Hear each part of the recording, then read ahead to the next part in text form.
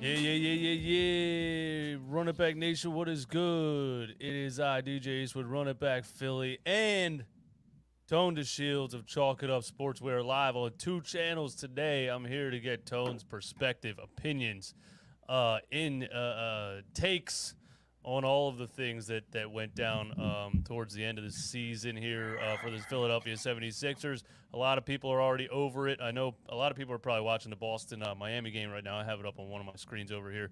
But I'm not over it yet. I am still hurt. I'm still hurting inside. People are probably like, why are you still talking about this every day? I'm hurting inside. Jay the Bull and Unc Dove couldn't make it with us, so this is the 2-point play tonight on Tuesday night. Just a little layup. Yeah. 2-point play. A little layup. No foul calls. No fouls. First of all, Tone, I want to say shout out to you. I saw you on Lord Brunson's channel the other night. Was that last night? You were Yeah, on yeah. Lord Last Brunson night, talking? yeah. Me and him did a double stream as well, and yeah, LB my guy, man. We worked together once before, and me and him just hit it off pretty early. So yeah, I reached out to him over the weekend. I said, hey, bro, we got to set this up because he wanted to set something up a couple weeks back, but I was on vacation, so we locked it in for yesterday. And yeah, that's my guy, man. Real good dude. Dope, man. Yeah, you guys were getting your Eagles talk off, man. I'm excited to get into some of that as I Definitely. move forward. On this YouTube thing. So yeah, man, I didn't get to talk to you since when's the last time we did a 4-point play stream? Missed a couple weeks with Sixers playoff games and things like that. Um, It probably was pre. I think it was post game five or pre game five. Pre game. It was definitely prior to game six. yeah, It we was didn't get prior to yeah. game six. That would have been fun to immediately react to Game 6, man. That would have been a lot of fun. But That'd been I bad. guess a week later now. Is it a week later? It doesn't even feel like that long since Game 6. Maybe it's 2 weeks. I don't know. I can't even tell time at this point. But Right. I guess give me your reaction to Game 6, man. Like with the expectations or what we thought was possibly going to happen. We thought we could steal it in Philly and take it back to Miami for Game 7. We clearly fell on our faces. So how'd you feel about it? I mean, overall, it was embarrassing. That's my instant reaction. It was just embarrassing because clearly we have a hard time playing in Miami. I don't know what it is. I don't know if it's the margaritas. I don't know if it's the woman. I don't know if it's the sand. But we clearly have a hard time playing in Miami, and losing Game 5 in Miami. Okay, that was kind of to be expected, but I still had high hopes for us to kind of steal it because at the end of the day, in order to win that series, you had to steal at least one home game. I mean, one road game. You had to at least steal one. Yep. They couldn't do it. So okay, Game 6 you're on your home court. Nothing better than some home cooking, right? And these guys, to put it plainly, didn't show up in any way possible. Everybody, top to bottom, and I know it's easy to give Doc Rivers hell because that's like the easy target in my humble opinion. But I don't think he was our biggest problem this playoffs. And if I'm being completely honest, I mean he was a part of the issue, but I Mm-hmm. don't think Doc Rivers was the sole source of our issues like he was last year. Last year, you was able to point directly at him. Yeah. This year, I really felt like this team kind of was sleepwalking through the playoffs. And if I'm gonna be blunt about it, I think they got worn down by Toronto. They got worn down, That's a really good and take. and when they went up against a team that was just as lethal or just as ferocious, if not more, they couldn't respond. They really couldn't respond. The main difference between Toronto and Miami is the fact that they actually had somebody that could put. They had a couple guys that could put the ball in the hoop. Whereas though Toronto, they would struggle to find consistent shooting, consistent scoring. Miami had Butler, they had Tyler Hero, they had the guy Max Struess. They had guys that were consistently able to get buckets, and that was the difference. The veracity didn't really change. Both teams were gritty, but the main difference was the fact that Miami was actually able to make buckets, and ultimately we got exposed, and we got worn down, and it was just the overall disappointing performance by all parties, man. I mean, you can always find a silver lining, but for the most part, overall, it was just overall disappointment. I guess I'll ask you: do you think that goes into coaching? Because I agree. I was, and I'm the biggest, most outspoken Doc Rivers hater in the world. I just think the guys. I think the guy's just out of his mind at this point and needs to just pack his bags and He's too call it a prideful career. for me. It's a little too Yeah, prideful. and he's just he won't ever even take accountability for anything. He just deflects everything. He's never wrong. I mean, he argues with reporters every day. I just don't understand it. But and I was like, Doc Rivers is what he is. What he did this season is what it is. So once we were in the playoffs, I wasn't pointing to him because the roster was what it was, and we kind of knew this roster was outside of the 5 starters. We didn't have Right. enough. We needed production from the star guys, or we're not going to get the game's not going to get saved by George Niang or Furkan Korkmaz deep off the bench or anything like that. But when Doc was on the sideline giving this like rah rah pep speeches, asking his guys to give him effort, I was just like, what goes on in during the season, in practice, every day? What kind of culture is there if you're asking grown men in Game 6 of the second round of the playoffs to show up and give you effort? It just gave me I feel like that's the last thing you got to ask. That's the last thing you should be asking for, effort. It gave me very Brett Brown vibes. And Jimmy Butler said about Brett Brown that he didn't know who was in charge when he went to practice. There didn't seem to be any order or any, like, a very laid back, do whatever you want kind of thing. Hey, come in, shoot around, you know what I mean? Hang out, get in your workout. And like, I don't think teams that are run by like Eric Spoelstra and those kind of guys are that casual and laid back. So I guess that's where I would go with Doc Rivers' impact on the playoffs. It's funny you say that, right? Comparing this like an Eric Spoelstra situation as far as like how Miami has a winning culture. But let's, if we're going to put it plainly, it starts at the top. Think about who I guess the ownership group is for Miami. I'm not sure exactly what their name is, but I know Pat Riley is their GM, right? And he has a really big role in that, has some stake in that organization. I think But he's the president of operations and GM and maybe part owner or something like that. right, but when we think about Miami Heat, we think about Pat Riley, right? Pat Riley and Eric Spoelstra. You think about that as the figurehead of that organization. Pat Riley has been no nonsense since he was a player, since he used to coach the Knicks back in the day, right? And he used to coach the Knicks back in the day. I actually have no idea. I can't remember, but he was coaching. He coached back in the day. Then he was the Miami Heat coach when he won the championship with Shaq and D Wade. He's a winner. Didn't he fire the coach and take over in Miami or something like that? I think so. I think he was the GM and he was like, you know what, I'll do this myself, and he coached. And they won a championship. but it's like I said, it's a top down issue, right? You mentioned the Sixers; they are a very laid back organization. You think about Miami, like I said, Pat Riley, a no nonsense kind of guy.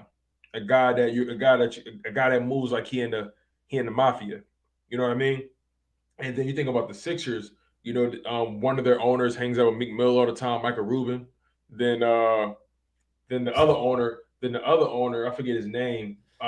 He just seems like he's happy to be there all the time.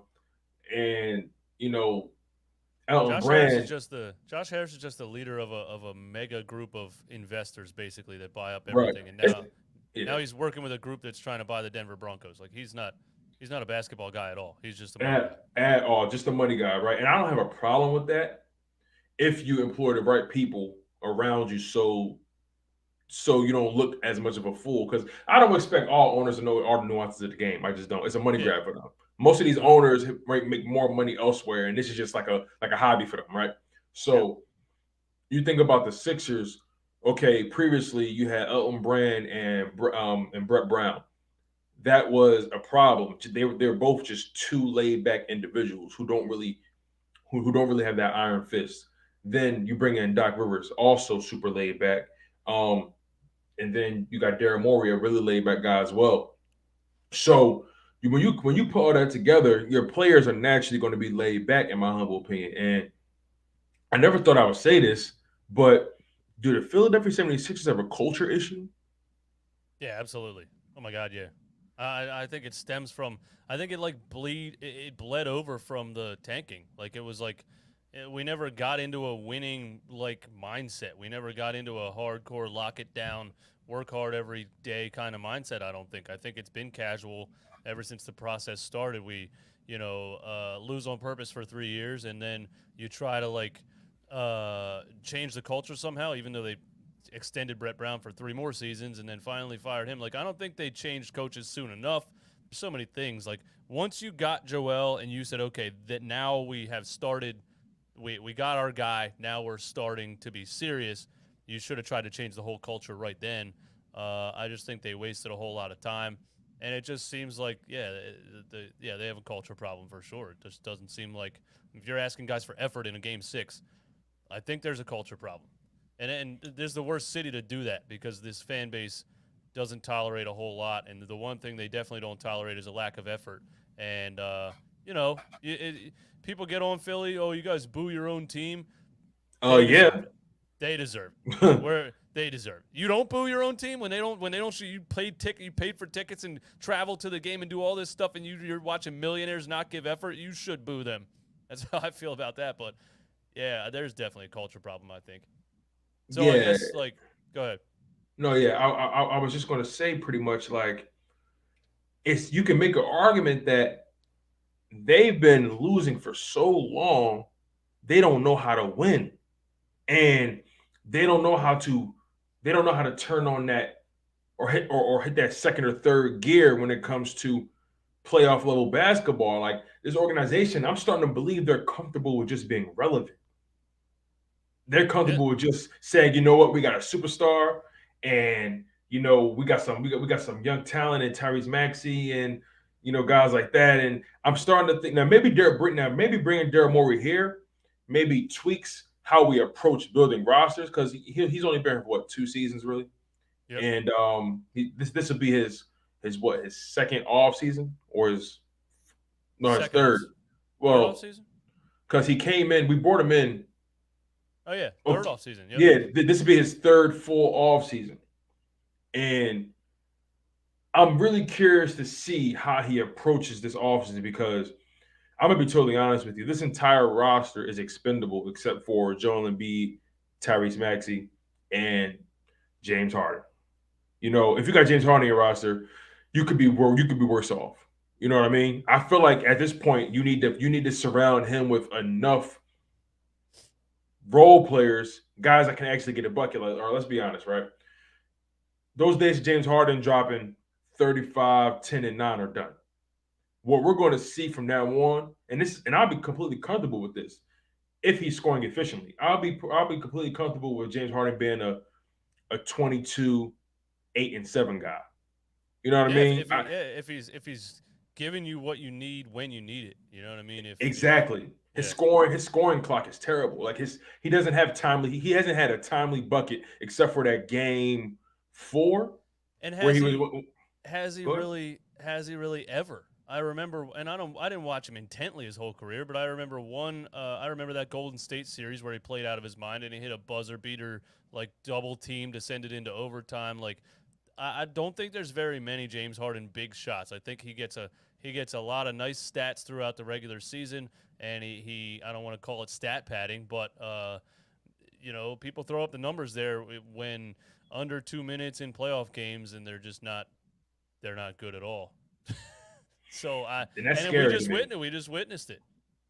That's no, that's terrifying to me because games are won and lost in those moments, and you know you gotta ask like bringing a guy like James Harden, will he negatively affect the culture of this organization, whatever culture we do have, and Joel Embiid, he's a leader, but he doesn't strike me as someone who's Joel Embiid is interesting because you want to think that he's a vocal leader, but he seems to be way more dialed back now. Now that he's older, has a kid. He's not as vocal as he used to be. He's more vocal when he's hurt on the sideline, motivating guys, but in game or he doesn't seem to be as vocal as he used to be. He used to talk shit back in the day, Oh yeah, and yeah, yeah. and He was now getting the talk.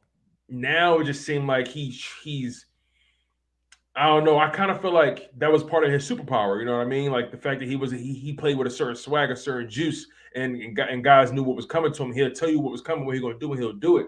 Now I feel like it takes a lot to get him riled up. It takes a lot to get him, really, really in that zone. And I got to be honest, man. That the Miami Heat series, on top, matter of fact, that injury, the orbital injury, I think that affected him a lot deeper than what we actually realized because he had that concussion. And when you got a concussion, you're disoriented, your balance is off, you're not as like the turnaround time for an NBA concussion is way quicker than a football concussion. Like it's Right. crazy, you know what I mean? 5 days. And 5 days straight up, like stay in the dark and you'll be all right. But you know, the dude just seemed like he was preoccupied the entire time. And originally, I thought, well, maybe is it because of the MVP situation? Like, is he kind of upset about that? Okay, that'll probably motivate him. No, the opposite. As a matter of fact, he seemed disinterested. He seemed detached. He seemed like he was worried about something else. He was playing like he forgot the stove on. Like I just think the whole time he thinking like, damn, did I leave the stove on? The whole time, that's how he was playing to me. I guess that's why Charles Barkley came up with the idea that he was playing like that because he didn't win the MVP, which I just don't get down with at all. I don't think Joel was out there like, oh man, I didn't win the MVP, I'm upset. I just think Joel was trying to do what he normally does and couldn't do it. I think he flat out couldn't do it. I think, the one play that I remember specifically, he shot a jumper and the ball didn't spin at all. He shot a knuckleball right at the front of the rim. He's trying to shoot the ball without a thumb ligament, and then, the face, you don't know how, like, just painful it is. Maybe he has like a pounding headache. Maybe his vision's blurry at times. Like, I just think he was trying to do what he normally does and he couldn't do it, and he got discouraged and just was like, this ain't working, man. What am I supposed to do out here? And the sad part about that is when you're a superstar, it's not himself. It's up to the role players or your number two or number three guys, your B and C guys, to come in and elevate and up their game because they see, okay, our main guy, he's not dogging it, but he's dragging right now, and it's not his fault, but he out here. Okay, we gotta ride or die for him, and I didn't get that. I'm gonna be honest. I didn't get. I didn't see this team motivated outside of game 3 and 4. And that's the shocking thing. They came into game 6 as if they were down 3-1 or they came into game 6 as if they was already down 3-0 or something like that. Like they were already out of this series. Like they were just trying to like Yep. mail it in. They couldn't wait to go fishing. You know what I mean? Yep. Shout out to inside the NBA. Like shout out to those guys. It's just I didn't see. When you watch playoff basketball, when there's a game 6 or a game 7, the atmosphere, you see it, you feel it, you can cut it with a knife, and you can see it on the other team. You can see how they move. You can see how they're attacking the basket, how they're attacking loose balls, and so on and so forth. The intensity was higher in the Atlanta series last year than it was this year Yeah. for the Miami Heat, and it's strange to me. I'm like, is this roster scared of Jimmy Butler? I think it was a mixture of mentality and also just guys that aren't athletic enough to keep up. I mean, like I saw James Harden literally not trying, and like I said a couple times, PJ Tucker's over 5 years older than him and was just beating him to loose balls every single possession, Every single time. single game, and James is just standing there, and his fans are trying to tell me that he still has a hamstring injury. I don't see him listed on an injury report. I'm not getting like questionable coming into the game with rehabbing a hamstring. Like none of that. He had a 26-point triple-double in the regular season and ran the stairs in the arena. And then we're in the playoffs. He looks like he's not trying, and people are going to say, well, his hamstring hurts. I don't know. I think he got physically outworked because he's not in shape, and he got punked, and there was nothing he could do. Those Jimmy Butler, PJ Tucker, all those kind of guys, man, they don't stop working. They're going to be in the best shape they can possibly be in by the time the playoffs start. And one thing Jimmy Butler might shoot 10% from 3, or he might go 0 for 70. One thing you're never going to do is out-hustle that guy. And PJ Tucker, same story. So we got out-hustled. We just got punked, man. There's too many slow, unathletic players on the team, and the mentality it wasn't there either. But I think it might be because they realized in that game 5, Miami came out and punched us in the mouth, and I think they were like, "That's it. These dudes are beating us up. There's nothing we can do." I think they came out game 6 already defeated. That game 5 definitely changed the way they approached game 6. Game 5 was startling, but at the same time, I tried not to read too much into it because, okay, we saw Golden State get smacked by Memphis without John Morant. So 55. Right. So it's like, okay, a team is liable to have a really ugly game in the playoffs. They're liable. It Yeah. happens, right? But that didn't look like any regular SmackDown. That looked like Miami said, okay, we let y'all have y'all fun. Now we about to show y'all, what hoopers really do. And it seemed like the Sixers really just didn't have an answer in any way. They didn't have an answer for it. I watched that whole game 5, and I'm sitting there thinking to myself, is someone going to say, no, F this, like, all right, we locking in? It seemed like the whole time everybody was just, what it felt like?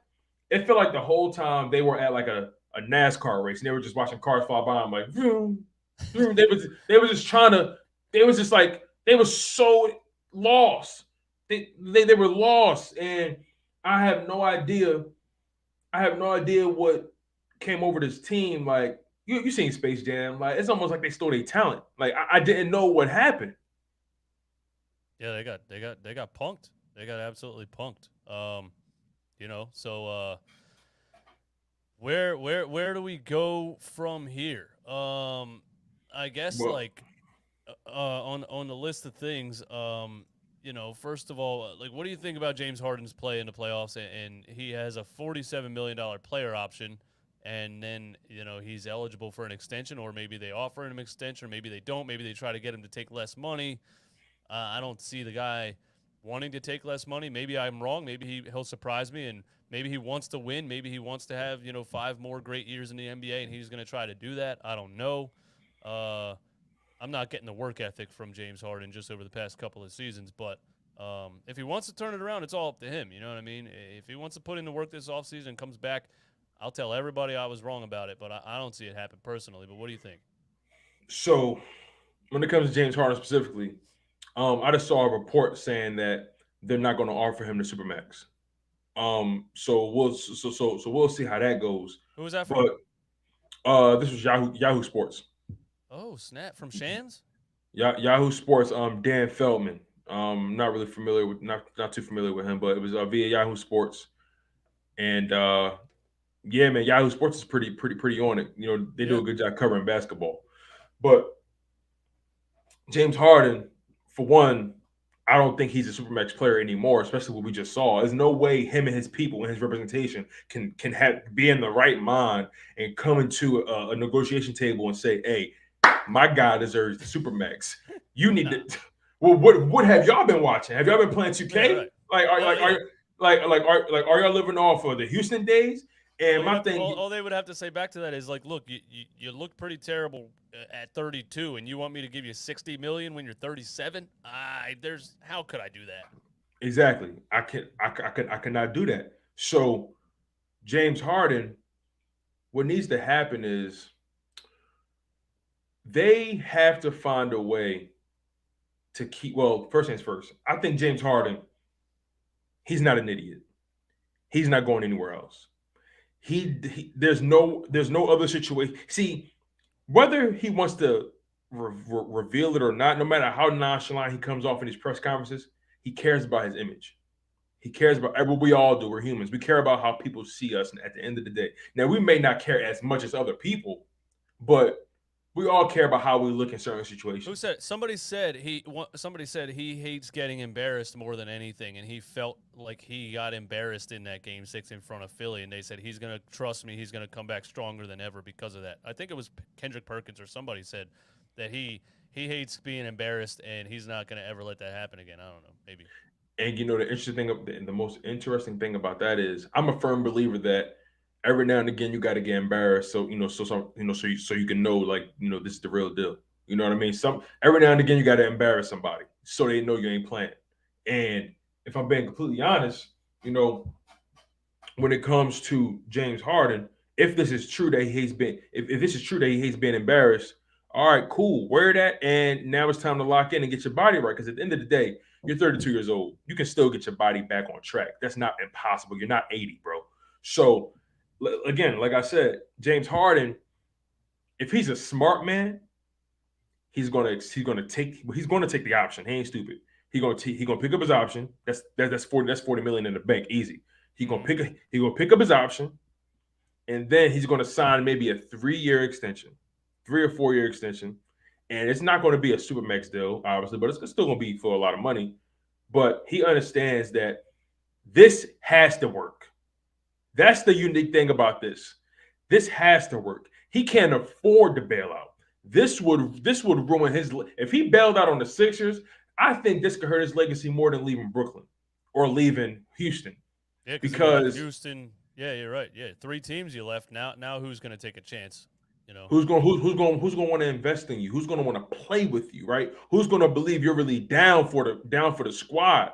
You know what I'm saying? So James Harden, this is honestly, if we're being completely frank about this is his best opportunity to win a championship. Nowhere else, because you have Joel Embiid, a superstar center who is in his prime right now. I think Joel Embiid is 28 right now, 27, 28. Just turned 28. Yeah, just turned 28. If we're being completely honest, you got about maybe another 2 to 3 years of Joel Embiid playing at this level, maybe, because of his injury history and big men, they need stuff to fill them later on in life, or earlier on in life, excuse me. So he understands this is his best chance, and on top of that, we got the wild card of Daryl Morey. He trusts Daryl Morey with his life, and if Daryl Morey say he's gonna get him right, he's gonna get him right. So James Harden has the utmost faith in Daryl Morey, and I believe that's a wild card that's going to keep him here in Philly. And like I said, he'll be a fool to try to go somewhere else. Because you're not going to be eligible for the Supermax anywhere else, and then everyone else saw the playoffs. You're probably going to get less money if you try to go somewhere else. So you better off staying here. Staying with Daryl. Daryl going to make sure you get paid, and you gotta let it be what it's going to be, man. But I think the most important thing for James Harden, outside of the front office stuff and off paper, when it comes to strictly basketball, James Harden has to self-scout this summer. What I mean is he has to literally watch his own tape and watch how he's been playing the game the past couple years or whatever, or just this past season with the Sixers.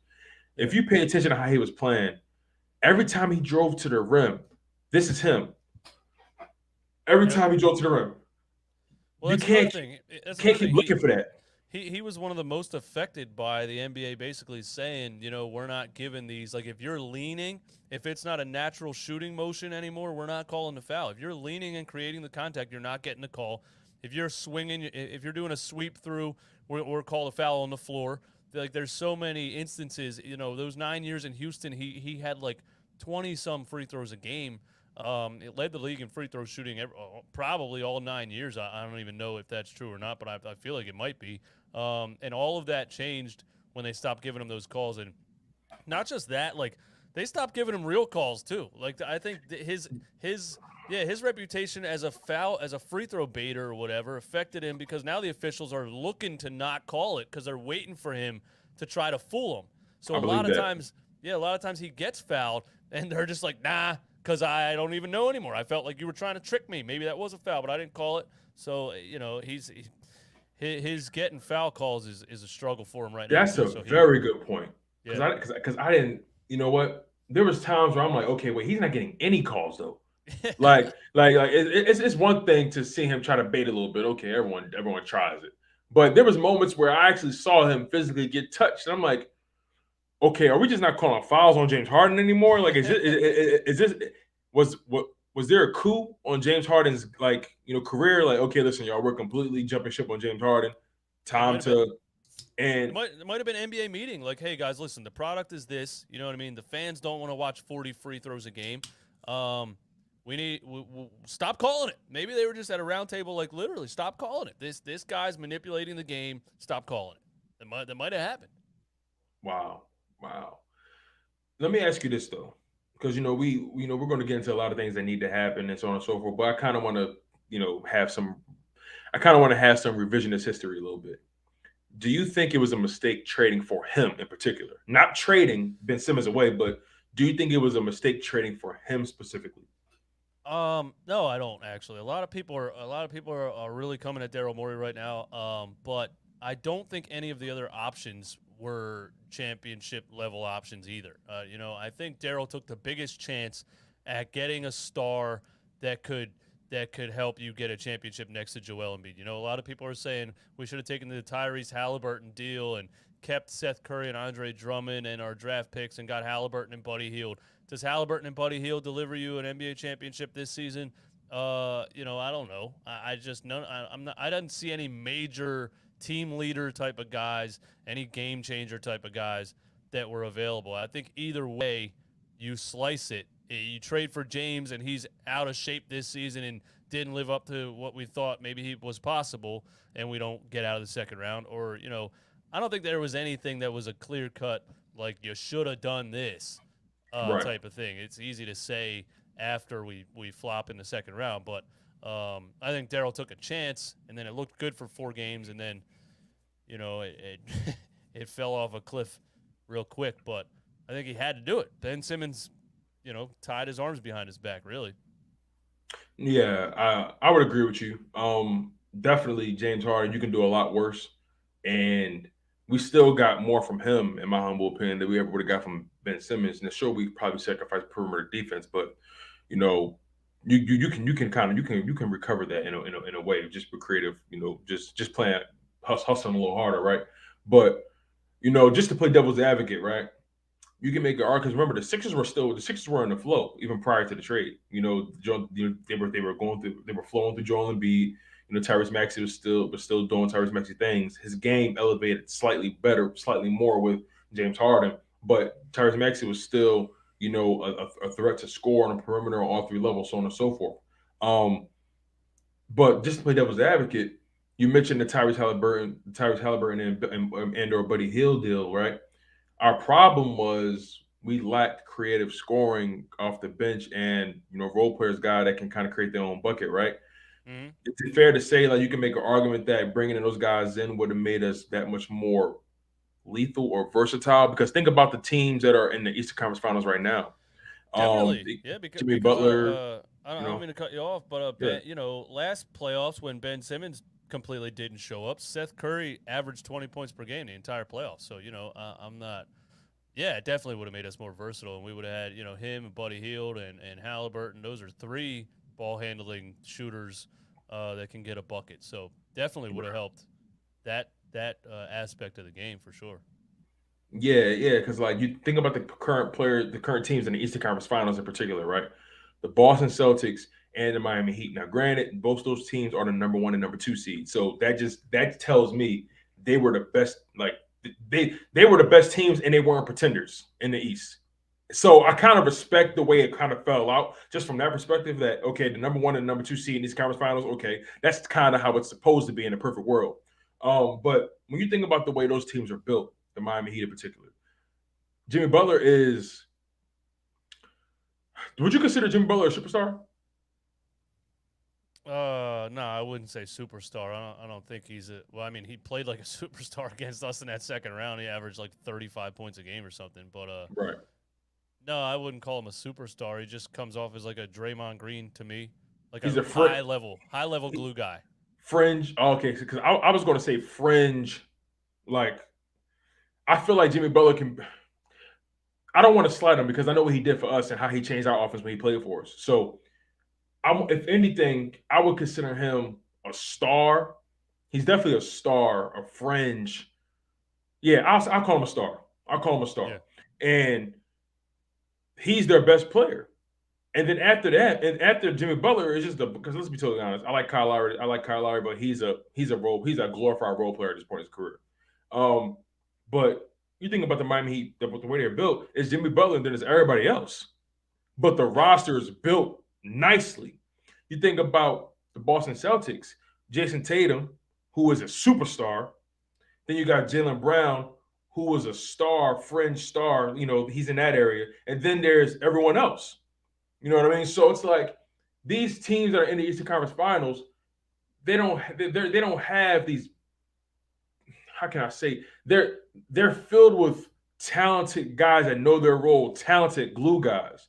And the Sixers, in my humble opinion, I talked about it on one of my live streams a couple of days ago. What the Sixers lacked glue guys that can score, guys that aren't afraid to speak up. You know what I'm saying? Like you see guys on the Boston Celtics like a Marcus Smart, or a Grant Williams. Those guys are vocal. talking to their superstars like, "Hey, listen, you that guy, yeah." Like, remember that meme when Draymond The was talking to intensity, KD? man. The Like, intensity. you know that meme with Draymond Green talking to KD? He poking him in the chest like this. Like you that we ain't got no guys like that on his team, and it showed. The Miami Heat, they got glue guys that do their job and they get it done. They hustle. PJ Tucker, Max Strus. You know what I'm saying? Like, listen, it was so bad for us. Duncan Robinson barely played it. He's arguably their best shooter. Like Yeah.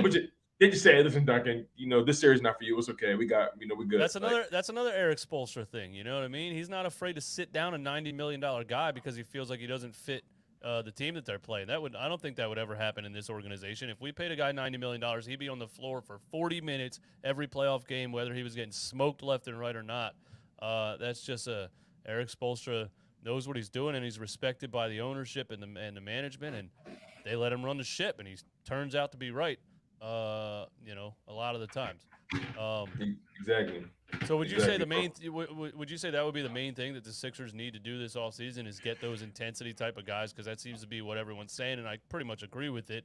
I think it's more than that, though. I think it's a little more than that. I think you got to make some front office moves too.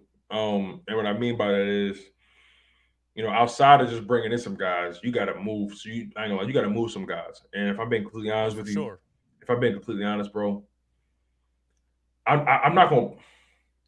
As much as I admire Tobias Harris for actually accepting his role in the playoffs and playing hard, because he played great defense in round one, he did what he could in round two. He tried to, him and Tyrese Maxey tried to carry in games 1 and 2. They couldn't really carry us over the hump. I think it was a game where Tobias had like 27, 28, and Maxey had like 30 something. They tried, but they just couldn't get it done. But if I'm being completely honest, now there's no better time than now to trade Tobias Harris. Oh yeah, absolutely. There's no better time because he played actually very well in the playoffs. Yep, very well. We were calling trade value Toby. Exactly. Like Tobias, let's be totally honest. Tobias Harris, let's just look at it from this perspective. Give me 1 second. I got it right here. Tobias Harris in the most recent game. Okay, let's just start from the beginning of the playoffs, right? Game 1 of the playoffs, he dropped 26. He dropped 20. Okay, so look, the conference, the first round with Toronto, he dropped 26, 20, 11, 15, 16, 19. For a fourth option, those are great numbers. Oh, yeah. And in the Miami Heat series, he dropped 27, 21, 9, 13, 12, 14. So only one game in the playoffs when he had less than 10 points. Everything else, he was putting up, fourth option type numbers. And then he had those games where he would, give you a dub or more. Like he had, matter of fact, he had 4 games in his playoffs where he put up over 20 points. The problem is he should be on a 4-year, $90 million contract, not exactly a 5-year, 180. Exactly. So that's why it's been hard. Daryl was trying to move him in the whole Ben Simmons situation. He was trying to attach him to Ben Simmons. Like, hey, Sacramento, if you take Tobias also, we'll throw in this, or this. Like, he tried, but it's hard to move that contract for a, 17-point-per-game player at the end of the day. Call OKC. They the kings of taking in bad contracts. That's what we did with Al Horford. They didn't even play him. They just took that first-round pick and sat him down. They said, hey, we'll give him his $100 million. We don't care. We're stacking draft picks over here. That was what we were doing during the tanking years. We were buying out players. I remember Mo Williams from the Cavs didn't play for us at all. Danny Granger we bought out, didn't play a day for us. There were so many jokes about players that we signed, and it was like they would show his Sixers career, and it was all zeros because he never played a game. We just sign them and buy them out because they were throwing us draft picks. Yeah, you can find a team like that. Yeah, Connor, thanks for the support. I'd keep Milton and Reed. Glenn made them go missing in action after one bad game instead of letting them play through it. No one could get better with that BS. I don't know if Shake or Paul Reed have maybe Paul Reed has trade value at his young age with his athletic and rebound. I don't think you get rid of Paul Reed just because he's an energy guy that can rebound and is cheap. Shake Milton is what he is. I don't know if he has any trade value or not. He's just kind of one of those guys, I think, came out of the G League and is going to just be there. Maybe he gets waived some if we have some bigger free agent signings. Maybe he gets released or whatever. I don't know what his contract is, but yeah, I don't think you have to oh my God, we have to keep Shake Milton or we have to keep Paul Reed. Like, I like him, but it's unfortunate for Paul Reed because I feel like he wasn't given a fair shot at development this year. Definitely and not. it's really beginning to like bother me because if you pay attention to teams like Golden State, teams like Memphis, you know, Yeah. they are they are investing in their young guys. They Yep. are they are telling their young guys hoop Yeah. and then the cream gonna rise to the top, right? Yep. You know what I'm saying? Like a guy not gonna get better, just keep standing on the bench and getting dropped down to the G League and elevated and ain't doing nothing. Like you can't Yeah. like Charles Bassey and Yeah. like I don't know what we're doing with the kid Jerry Springer. What's his name? Like Jaden Springer. Yep. Jaden Springer. Like I Yeah. Especially like it. I just don't know like who are we developing besides Tyrese Maxey? And Tyrese Maxey, Right. I feel like that's all Sam Cassell.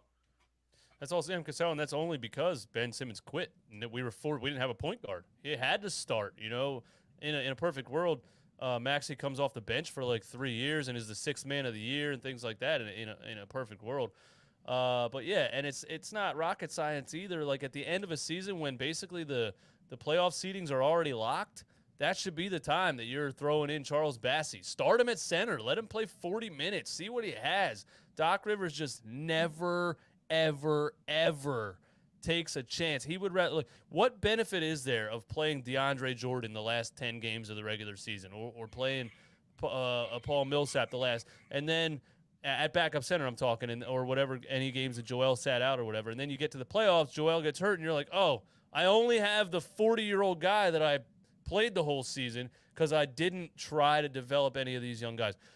I don't have a crystal ball, but I really think in a better led situation, you would see Isaiah Joe turn into a serviceable That's what NBA I'm player. saying. Like You would see Paul Reed. You would see Charles Bassey. Charles Bassey played in November against Jokic and had 12 rebounds and 5 blocks. The guy can play. He was the most NBA-ready player in that draft. He was literally listed as the most NBA-ready player. He has a post game. He can rebound. He's 6'10" and can jump. He has a big muscular body. Like, he looks like an NBA player. He's out here in the G League catching alley-oops one-handed over top of dudes. He shouldn't even be close to the G League. Right. It's Doc Paul Rivers. Reed. That's why I'm frustrated. Wasn't Paul Reed the not to cut you off, but G wasn't League Paul MVP, yeah. G League MVP and stuff like that and all that? Like my thing is that stuff just doesn't go away. Like, and I feel like those guys they're being hidden on the roster. And I'm gonna be honest, like listen, I love Paul Reed's build. Long guy, 6'9", 6'10", rangy, athletic. You know what I'm saying? Like if he works at it, he actually has a decent mid range when given the opportunity. But I feel like he doesn't get enough opportunity, so he can't really get warm. But like doesn't look good, but it goes in. It's one of those like Hakeem Noah type of jumpers. You're like, ooh, yeah, what was that? And he hits it. right. So it's like you got guys like Paul Reed, Isaiah Joe on the bench, Charles Bassey. And I'm thinking to myself, okay, Isaiah Joe. The moment we traded Steph Curry, my light bulb went off. Okay, Isaiah Joe, you getting mad minutes because you better come out. You better become my new sniper. Isaiah Joe was a sniper for Arkansas. That was his. He was a sniper. I was looking up some of his old tape. He was a sniper in college, and a guy like that, you just got to build his confidence up. Keep letting him play. He let him get stronger. Let him get used to that NBA contact. He going elevate. There's no reason why Isaiah Joe couldn't have been our Max Strus. You know what I'm saying? Right, if exactly. if he was given the opportunity, there's no reason why Paul Reed couldn't even. And it's not like he wasn't getting minutes because you had Tyler Hero coming off the bench. You had Furkan Korkmaz. Doc was playing him for 3 straight months. The guy became unplayable. All of a sudden. Guy was crazy. 5 for 78 or something like that. Like, and he just kept playing him. What benefit is there? You might as well just throw the other guy in there and see what he has. But Doc just won't. He doesn't adjust, and it shows in his blown playoff leads throughout his career. Everything that is negatively like put out there about Doc Rivers is all about his unwillingness to change what he's doing. He has a plan, and he's like, this is what we're doing. And when all of the flags turn red, he says, nope, this is what we're doing. And he just keeps doing it. Man, that's you're a up, fact, You're man. up 3-1. How many 3-1 leads did he blow? You're up 3-1. The other coach adjusts. They start beating you, and you just keep doing the same thing. And Paul George said it, like Pat Beverly loves him, but Paul George said it Terrence Mann's mom had an article about how Doc Rivers is not the right coach for her son. Terrence Mann was getting 0 minutes under Doc Rivers. Now he averages 10 points per game off the bench the very next year under Tyronn Lue. There's too many signs for me that tells me Doc Rivers is not benefiting anything. Well, I don't see the reason to bring him back. But apparently they're going to. That's what Daryl Morey said. At least that's what he said that sitting next to him in a press conference. Right, I'm about to say, like, what are you going to say? Yeah, nah, I'm gonna fire you right here. Like, you know what I mean? So I still have hope that they'll move on. I just don't see the benefit of keeping him. I know it's like, they will after the season. The coach they will every year, nothing happens. But I'm like, I don't see it. Go ahead. Yeah. I'll be honest. I don't see what. Especially after watching it for 2 seasons. And real quick, y'all, we are live on 2 channels. Make sure you guys like, comment, and subscribe. We are live on Running Back Philly, and we're also live on Chalk It Up Sports. Make sure you guys subscribe to your boy. Look, I'm trying to catch up with my man DJ Eastwood, man. My man has been doing his thing for a while. He grinded. I'm trying to catch up to the God. You feel what I'm saying? So make sure you guys subscribe, man. Help me get where he is, and just continue supporting. Yeah. And Tone does his research, man. Look at the guy. He's out here. He's pulling up stats left and right. He's got a pen out. This dude puts in the work, man. People just think I'm funny. That's why they. He said people just think I'm funny. You're out here doing work. I respect it, man. I respect it. Well, bro, like, what's so crazy? Like, maybe I need to spice up my personality because I'm not as controversial as you. You know what I mean? Like, you with the smoke all the time, bro. It's sometimes I'm just like, you know what? I'm just trying to keep my head down. Hey, at the end of the day, no engagement is what do they say? All engagement is good engagement. Exactly. There's no such thing as bad press, right? No such thing as bad press, man. So when I first started doing YouTube, man, there was a lot of negative comments and when my videos only had like 3, 4, 5 comments and 3 of them were negative, it really gets you, and you're like, oh man, I suck, or I shouldn't have said that, or whatever. But then I just learned to look at the views and just look at the likes and the views, and the negative comments are like restaurant reviews. People only comment when they're mad, so it's really hard to balance it. But I just got to the point where it's like, I'm just going to say what the hell I think, and if people like it, they like it. If they hate it, they hate it. I'm going to keep it going. Yeah, exactly. And that's basically like how I got to that point. Like at first I was in the area like, okay, I want people to like me.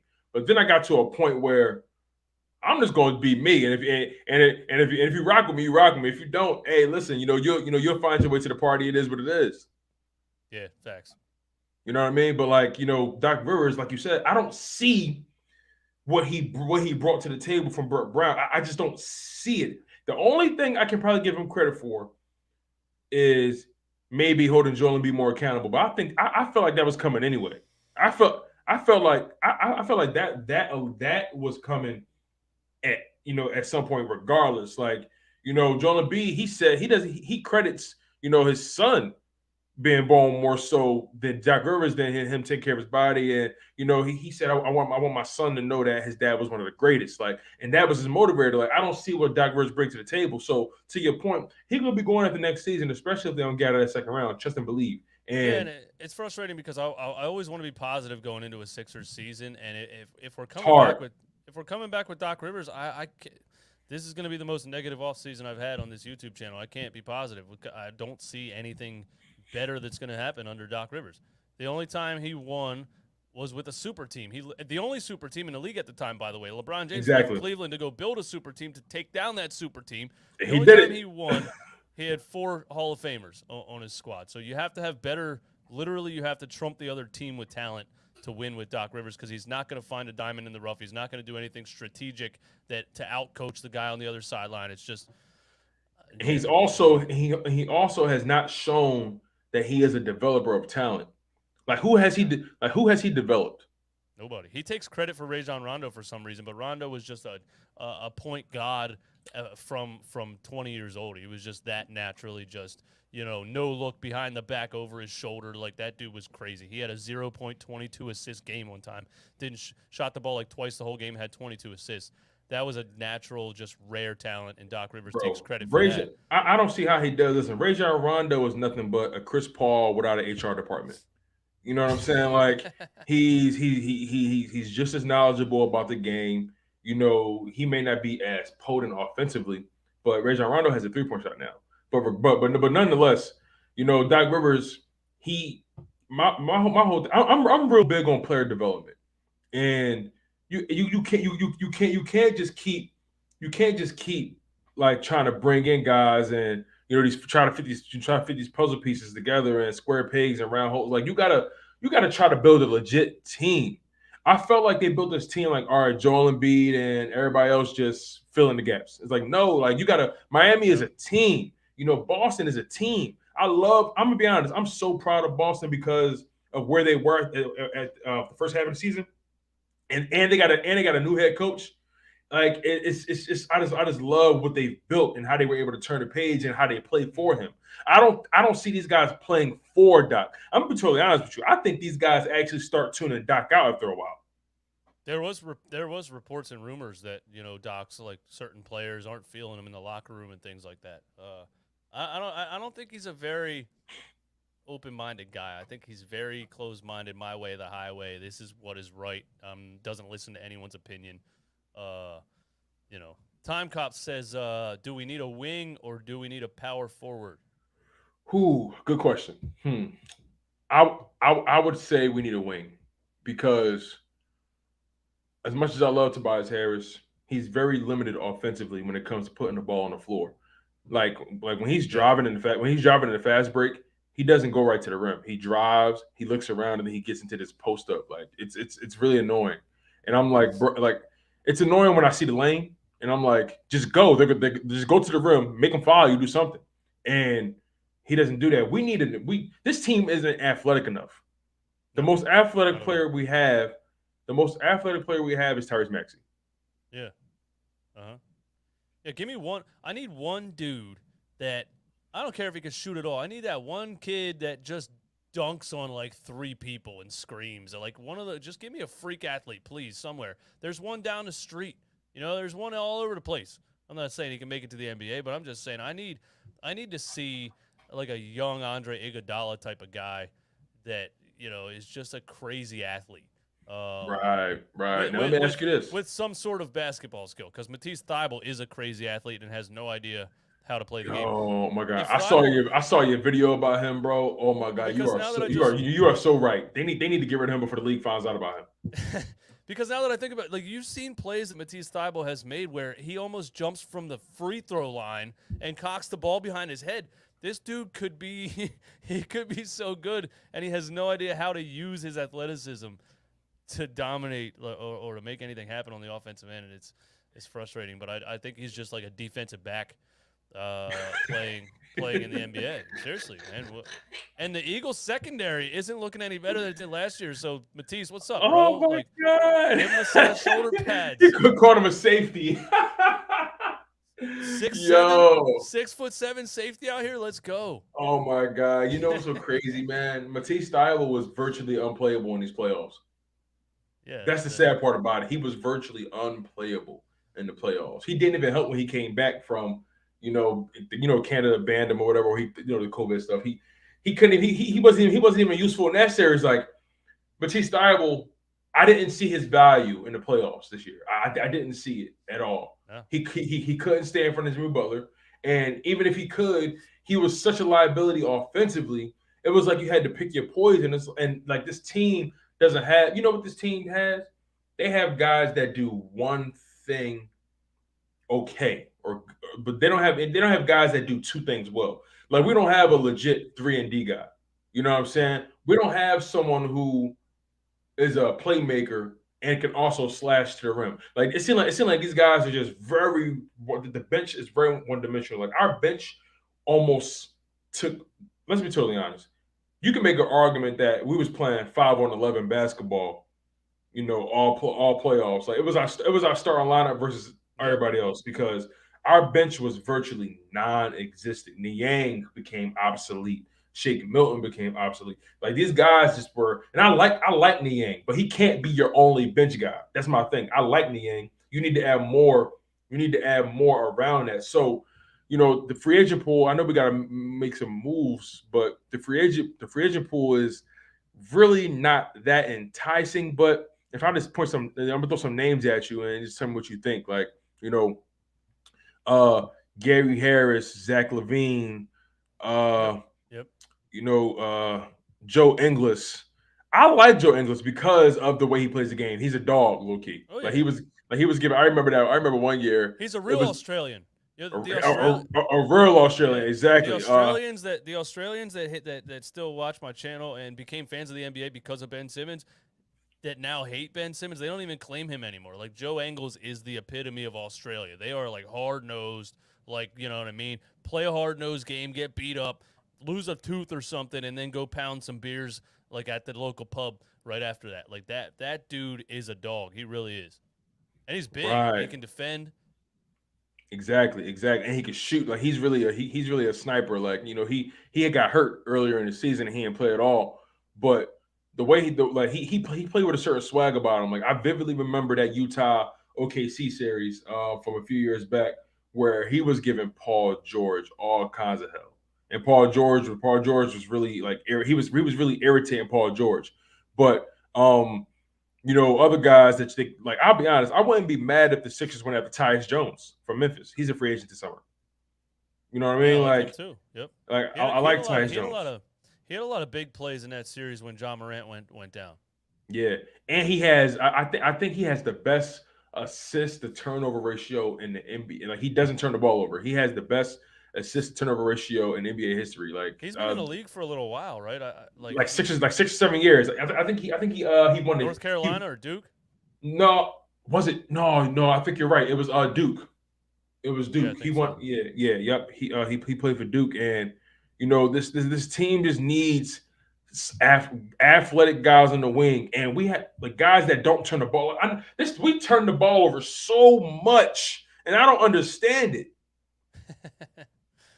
It's miscommunication things too. I was watching this heat check video that was showing this one play where Tyrese Maxey tries to pass the ball to Harden like at half court, and the Heat are like basically full court pressing, and Oladipo steals the ball real easily. James doesn't even try to chase him down, and then the crowd starts booing and all these things. But when you watch it in slow motion, Tobias was like supposed to set a screen at half court for James to run around and Maxey to give it to him, and Maxey throws the ball. Tobias didn't even really set a screen. Oladipo just ran right past him and jumped the pass and stole it. Like it's just there's so many things that we like the little fine details that we just don't, we just put in. We just look lazy, or we don't do things 100%. And then Maxey's yelling at Harden. Harden's yelling at Maxey. It's like, what's going on here? What do you make of that? Because I'm hearing like different things. I'm hearing that they got into it on the sideline. Then I'm also hearing that in reality, Sam Cassell actually called him over. So and that's why he moved it. He set away from James Harden because Sam Cassell called. I'm just hearing too many different things about Maxey and James Harden on the sideline. That video, James comes over and sits next to him, and then I think Sam Maxey Cassell moved. called Maxey over. Okay. And then he got up and ran over to Sam Cassell. So it looked like James sat down and he got up right away, but I don't think that. I don't think either of those guys are have anything against each other. But I do like the fire from Maxey. I do like the fact that he's 21. He's not afraid to yell at James Harden. You know what I mean? Like, yo, bro, you're supposed to go right here. I'm giving you the ball. What's up? Like, I like that he stands up for himself and has that confidence at a young age. But. And I'm glad as well because it's players that shrink when they're next to superstars, when they're next to certain guys, and he clearly is not that. And that that leads me to something I want to ask you too. What do you think needs to happen for Maxey this offseason? I mean, he's already taken his game to another level from his rookie season to now. He averaged 20 in the playoffs. That's compared to how much he averaged last year in the playoffs, like 10 or 12 or something like that, like maybe 15. I can't remember, maybe 14. But he took his game to another level, and Tyrese Maxey, I have high hopes for him. I'm like this, like honestly, man, he like the sky is truly the limit for this kid. If he just continues to, I guess you'll say, if he stays healthy. Man. He had great spurts in the playoffs. I think he fed off of the Philadelphia crowd a lot when that positive energy, the just encouragement, and you just feel good on your home court, man. And he would knock down a couple of shots, and like they say, you see the ball go in, and the rim gets bigger. Like there was games where he would just start firing away, and once that three started to fall, then it opened up everything else. And when he dropped 38 against Toronto, he just looked like a superstar. Right. And then let me say something to you real quick about him. This kid is going to the moon, and I'm gonna tell you why. His first year with the Sixers, last year in the playoffs, he averaged 6 points. He shot 63% from the free throw line, 32% from the three, and 43% from the field. This year in the playoffs, he shot 48% from the field. He shot 37% from three. So his shooting was a little down in the playoffs. But anyway, but he improved from the year before. But shot 48% from the field, 37% from three, 94% from the free throw line, and 20 points. That's a 14-point increase from and like if you look he at, I might make a whole video on just that one off season, because if you look at even his jump shot form changed a little bit. It's like it's a higher release. He gets his legs under him more. He did so much in one off season. Yeah, man. Very good point. Last season a lot of his threes came up short, and he got stronger. Yeah. He had like this leaning forward, like chest level type of jumper in college, and he shot 29% from three at Kentucky, and he shot 29% his rookie season, or 30% on the dot or something like that. And then one off season, he shot the third highest 3-point percentage in the entire NBA in this regular season this year. So that's just a ridiculous leap. So I like that you said that, because I was watching this Colin Cowherd podcast earlier with Rick Bucher, and he said, I don't know how great Tyrese Maxey can be. Maybe this is his ceiling. And I'm like, he just jumped up so much in one off season. Hold on, wait. That's what he said. He only been in the league for 2 years, right? And he did that in one off season. Are you like sometimes? And so you know imagine what he can do in 2 or 3 or 4. I it's a shame, because I like Rick Bucher, but I feel like the longer I liked Rick Bucher earlier on in his Fox Sports days. I feel like I feel like the more spots they gave him, the more outlandish his takes became. Because there was a moment, there was a period where they're trying to comment on things that they don't really watch intently. That's how it comes off to me. Colin Cowherd admitted one time that he has guys send him stats and stuff about the games that are happening. Like, he was like, I can't watch every game at the same time. So and then you do a show the next day and try to give your opinion on something that you literally just admitted you didn't watch. So and I knew that about Colin, but Rick in particular, like, he actually started off as a basketball mind that I respected. And then, like, I'm starting to just, his takes are just starting to come off as it's starting to be really performative to me. Like, he used to actually have great basketball takes, and now, like I said, the more spots he's getting, now it seems like he's just performing. And I don't know, man. That's what it is. It's entertainment. That's what it is. They want the next Stephen A. Smith. ESPN just got I don't even know the guy's name, but he's like Skip Bayless 2.0. Kind of looks like his. You talking Mad Dog? Kind of looks like his foster brother or something. Like, I'm like, where did they get Skip Bayless 2.0 to scream at Stephen A? Like, we need another guy that can scream at Stephen A. Like, all they care about is the entertainment factor. It's not. It's not about. It's about. It is what it is. But also that once so much money gets into something, man. Listen, somebody came to me and said, hey, the money I'm making right now, and they said, hey, I'll give you $20 million to go on this show and purposely argue with somebody else. There's life-changing money that you just, I love sports, but I'm taking the $20 million. I'm sorry. Listen, man, look, I grew up in the projects of Philly. So listen, you telling me all I gotta do is entertain mother effers and just they call it a sellout. They call it a sellout. I can't wait to sell out. I'm letting you listen. Know that right my thing now. Is you can only sell out if someone's willing to buy in. And my thing is, like, people can say what they want. I ain't mad at Stephen A for getting his 10, 15, 20 million a year. I ain't mad at it. like you know what I mean? I can't hate it. Of course I can nitpick what they say and say, oh, they don't know what they're talking about. But I can't hate the game. I can't hate it. I really can't. You know what I'm saying? Aaron Kavich said that the problem is that Shake is our 5th best player, 6th if Danny is on.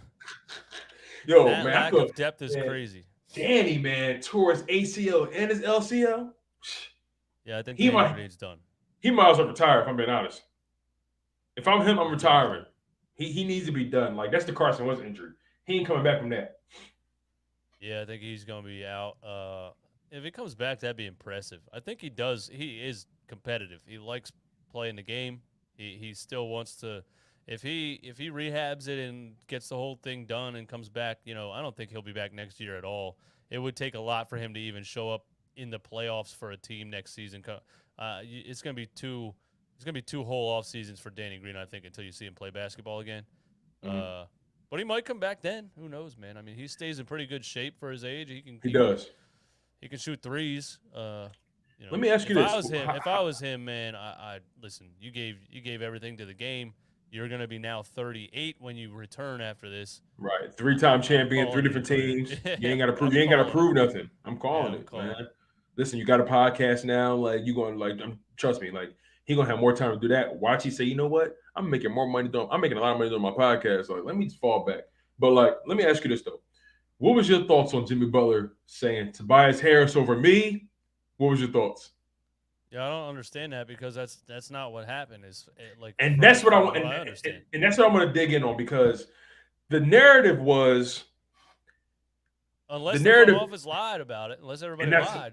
and that's what I'm saying. Like, and that's where things get a little interesting because the original. All right, how I knew it at I knew it as this. I knew it as okay. Jimmy Butler didn't like the way things were ran over there, and also Ben Simmons didn't want Jimmy Butler there. Yep. Because the ball was being taken out of his hands. So those are the reasons why. And also on top of that, we all knew Jimmy wanted to get to Miami, but money talk. If you pay him enough, he'll play on Mars. Well, I So, actually don't. His comment after the game said, "I wish I was still." He didn't say Joel Embiid's team. He said, "I wish I was still on that team." And then he took it back and he said, "Oh, I but love I love Miami. Don't get Miami. me wrong, Yeah, exactly. And because he because loved Philly fans." he fit in perfectly, and that's why Yeah. like it really blows me like to understand like what was the and that's how I know.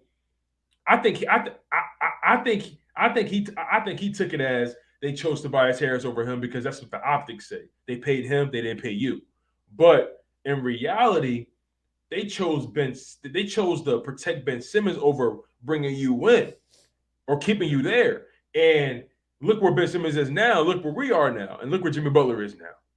There was a thing with Brett Brown too, where there was a film session and Jimmy literally stood up and said, "What are we doing here?" And there was like a discrepancy between him and Brett Brown, and he was not a fan of Brett Brown, and there was a rumor that they were going to give him a max, but they asked Brett Brown, "Do you think you can keep him under control?"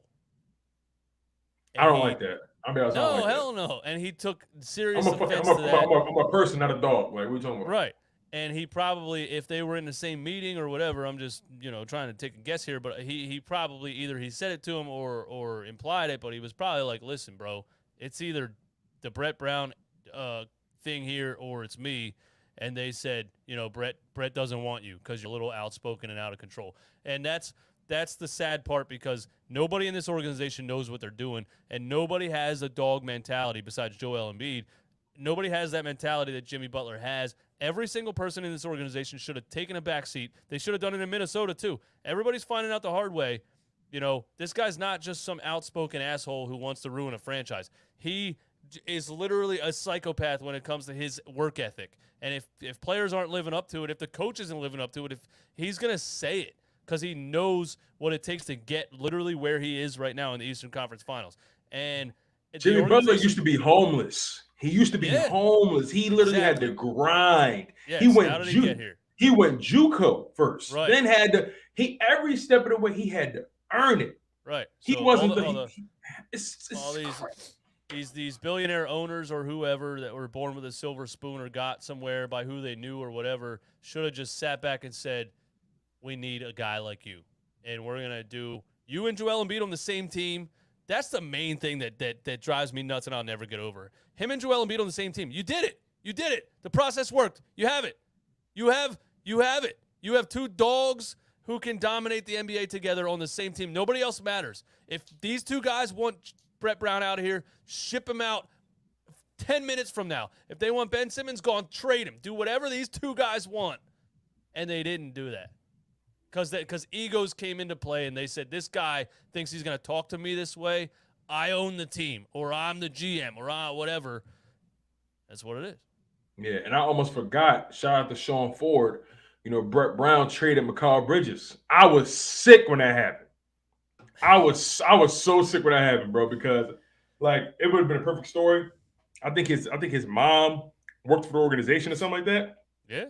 Yep. Like Villanova star. City loved him. it was just like And again. not just a Villanova star and mom worked for the team and a Philadelphia athlete. He was also the exact type of player that we were looking for at the time. He was the perfect player we needed. A 3-and-D wing. And now he doing great things. Was a runner-up for Defensive Player of the Year in Phoenix. Mikal Bridges has become overrated by Philly fans. Come on, superhero, what?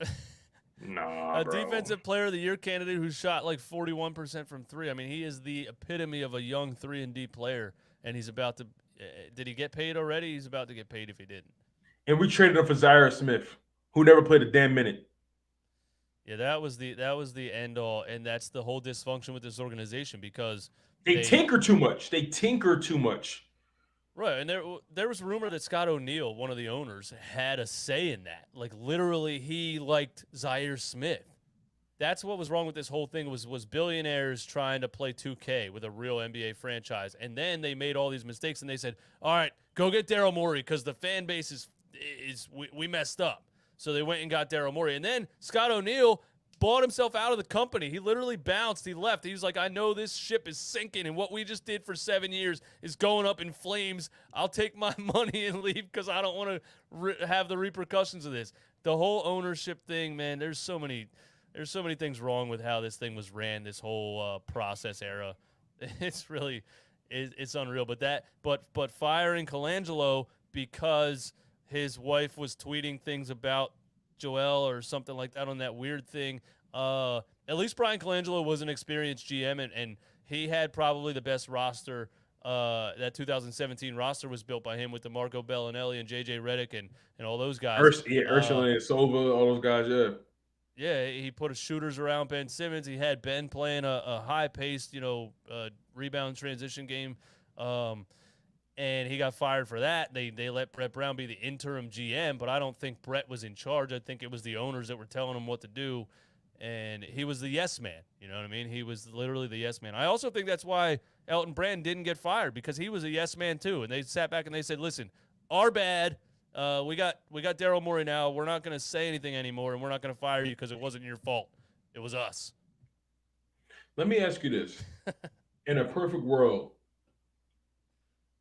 how in a perfect world, okay, what would DJ Eastwood do if he was a GM today?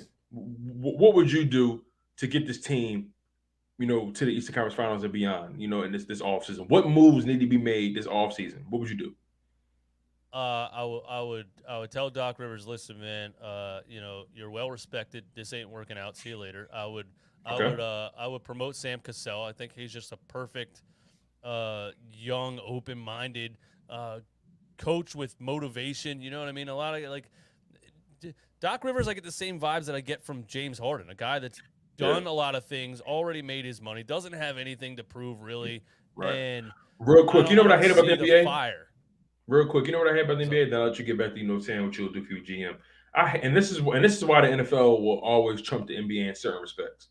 The NBA, they recycle coaches way too much. And the NFL, at least you see guys get elevated from coordinator position. You see new faces come in every now and then. You see it. The NBA, they recycle something. Like what's the head coach that just got the job for this Sacramento Kings? Mike Brown. Like he got so many coaching opportunities, and he sucks as a head coach. He's a great assistant, but he sucks as a head coach. The highlight of his career was taking a young LeBron-led team to the finals, and they got swept by the Spurs. Like my thing is, like the NBA does not do a great job at grooming young coaches, man. Like and then whenever you do find them, like for example, the Memphis coach, he came out of nowhere. I don't know who he is, but like he's doing great things over there. Boston has a great young head coach. And then like I said, Boston's coach was an assistant in Philadelphia, and Monte Moore or not Monte Morris. What's his name? The Phoenix Suns head coach was an assistant in Philadelphia. There's three. Monty Williams. Monty Williams. Monty Yeah. Williams. Yeah. There's three. Nick Nurse was an assistant. Mm-hmm. Superhero said. Nick Nurse. No, he was an assistant for Toronto. He took Dwayne Casey's job. Dwayne Casey's job, and I kind of feel bad for Dwayne Casey because I feel like if you would have given him one more year, they win that championship. He won Coach of the Year and got fired. That's what I'm saying. Like that I've never seen that happen before in my life. That means the people in charge were. That means the people in charge were actually watching what was happening, and we're like, "Nah, this ain't working out." Or we like Nick Nurse, and we think he is more in touch with the players and this and that. And they moved on. Or they just made a move for Kawhi Leonard, and it made everything better. You know what I mean? Like let's be totally honest. If Dwayne Casey's like, I'm not taking nothing away from Nick Nurse, but like Dwayne, they play almost the same to me. Like the only difference is DeMar DeRozan. All they did was swap DeMar DeRozan with Kawhi Leonard, and then Golden State got hurt, and they just took a championship like that. And then LeBron went to the West at that point, so it was literally like the perfect storm for Dwayne Casey to finally get it because they were always one of the top two teams in the East. They just couldn't get past LeBron. And the one time LeBron moved, Dwayne Casey like, yes, it's my chance now. And then you get a phone call, hey Dwayne, can you come downstairs for a second? And it's like, so it's crazy, but overall, man, to your point though, what would you? So you say you'll get rid of Doc Rivers? Yeah, I'll promote Sam Cassell. Okay. Yeah, I think he's a young, motivated, in touch with today's game. Every practice, every little video that I see from a beat reporter's cell phone video, it's always Sam Cassell out there running drills with guys, talking to guys. You never see Doc out there. You never see Doc on film when they're in the practice gym. Doing things like you never see him. You never see him doing anything with these guys. You always see Sam. You know who he's like right now? He's like, and I don't know if everyone in the chat's gonna like this. If there's any hardcore Penn State fans, he's like 80-year-old Joe Paterno. The guy wasn't even on the sidelines anymore. He was up in the box. He couldn't walk anymore. He wasn't coaching, but he was making the overhead decision. All his assistants were running the game, but he would say that redshirt freshman that you like is not playing because this 5-year senior is the guy. And he was making decisions that were like, bro, that's not what should be happening, but we can't get rid of this 97-year-old guy in the box because he's a legend in this city. I mean, thank God Doc Rivers is not a legend in this city, so he doesn't really have that much pull. But that's what I see. I think Doc is just 1 foot out the door. Like, come on, man, just let's give it to somebody else. And it doesn't take a rocket scientist to coach an NBA team. It's a 5-man game. People with a big ego overcomplicate the hell out of it all the time and think that they're doing some kind of brain surgery. Like, just put the right guys on the floor. Just do the common sense thing. Like, Nick Nurse was a G League coach, and now he's a good coach in Toronto. You could say the same thing about a lot of guys. A high school coach down the street could coach the right NBA players to an NBA championship. You have great talent. You find guys that fit. I don't think it's that hard of a job. I think people overcomplicate it because they have a big ego because they've been in the league for 15 years. Exactly, the NFL, on the other hand, the NFL takes more. The coach is more important than the NFL. I really think. Yeah, for sure. And also, shout out to Jason Kidd, man. Like, there's this footage that came out of him being mic'd up on the sideline, and he was coaching. Like, you literally saw him coaching. You know what I'm saying? Like, and Doc Rivers, it seemed like he'd just be on the bench, just sitting there, just watching. Yelling every now and again when he get pissed off by the call. And just doing nothing, man. But he even talks about the game. He even talks about the game in his press conference, like he was a spectator in the stands. He'll be like, "Yeah, I didn't think we had any energy tonight. We didn't really move the ball in the third and fourth quarter. We didn't run any sets." And I'm like, "Are you even coaching? Tell him what to do?" I ain't gonna lie. He blew. And before I make this point real quick, because this is about the This is a crazy thing he said. One of the most blasphemous things he ever said. But again, make sure you guys like the live stream. We're live on 2 channels. We're live on Running Back Philly's YouTube channel. We're also live on Chalk It Up Sports, my YouTube channel. Make sure you guys subscribe, hit that like button, share, whatever you guys do to make this thing get hot. Continue to do what y'all doing. We appreciate y'all staying active in the live stream. Y'all, you guys are amazing. But he said something in one of his press conferences months ago, and So I think one of the reporters asked him a pretty detailed question, or basically asked him a question that was holding him accountable, and he had the nerve to say, "Would you ask? Would you ask? Would Would you you ask ask? Pop that question? Would, Yeah. would, you, would you ask Pop that question?" When he said that, I was like, "You gotta be out your rabbit ass mind." Popovich is a five-time NBA champion.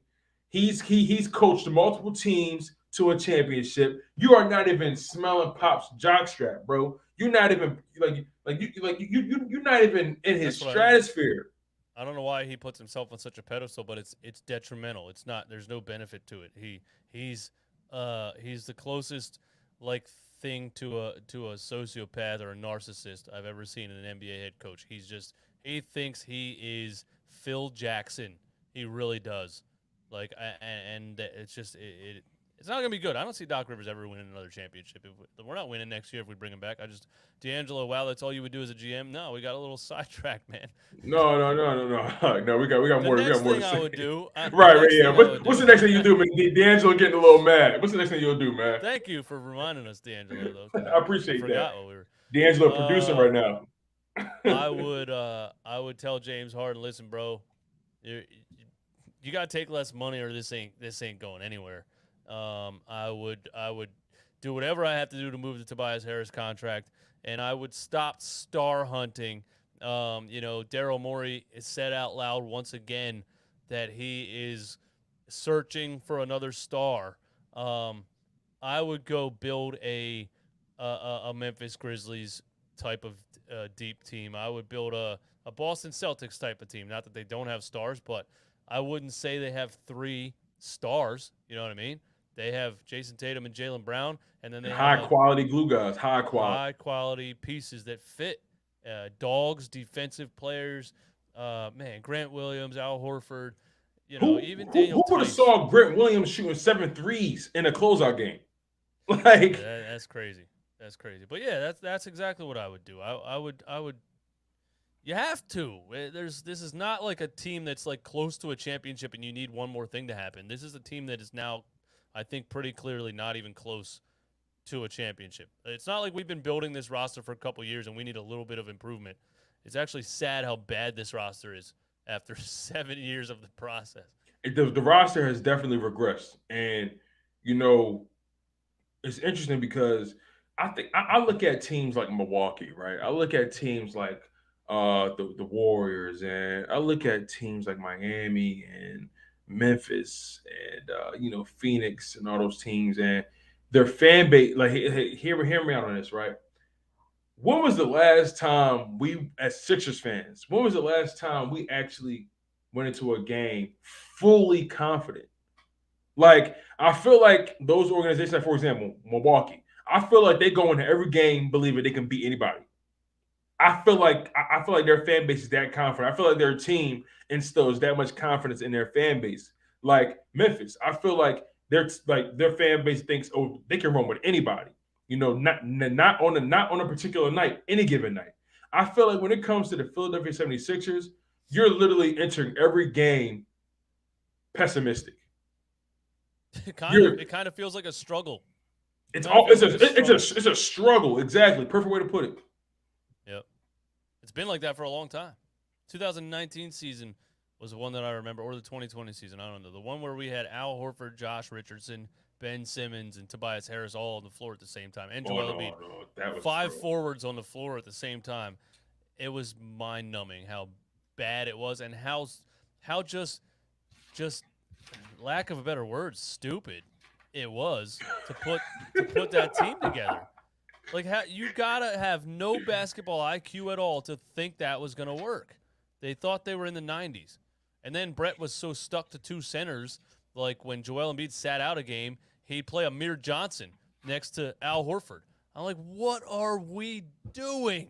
That is like, bro. Like, what is this? The 70s, the 80s? Like, what? Like, bro, you We this couldn't get team a had, ball handling guard on the floor to save our lives, and then Trey Burke happened to be one of them, and they shipped and him then out. you ship him out, and you keep like it. What was it? They had the option of either keeping Raul Nito or keeping him, and they kept Nito. Yeah, Like, what? I don't Like, know. man, like it's like I said, this team has a lot of soul searching to do, and it's too many It might get issues. and I don't want to be ultimately pessimistic, but this is the most pessimistic I've felt about this team in a long time In because the past few years, right? Yeah, you're supposed to be at the light at the end of the tunnel, and it doesn't feel like there's a light shining. It feels like, oh snap, we messed up for 7 straight years. This could turn into the New York Knicks, where the fan base is literally chanting "sell the team" because every single year is another failure. they're gonna waste Joel Embiid's career.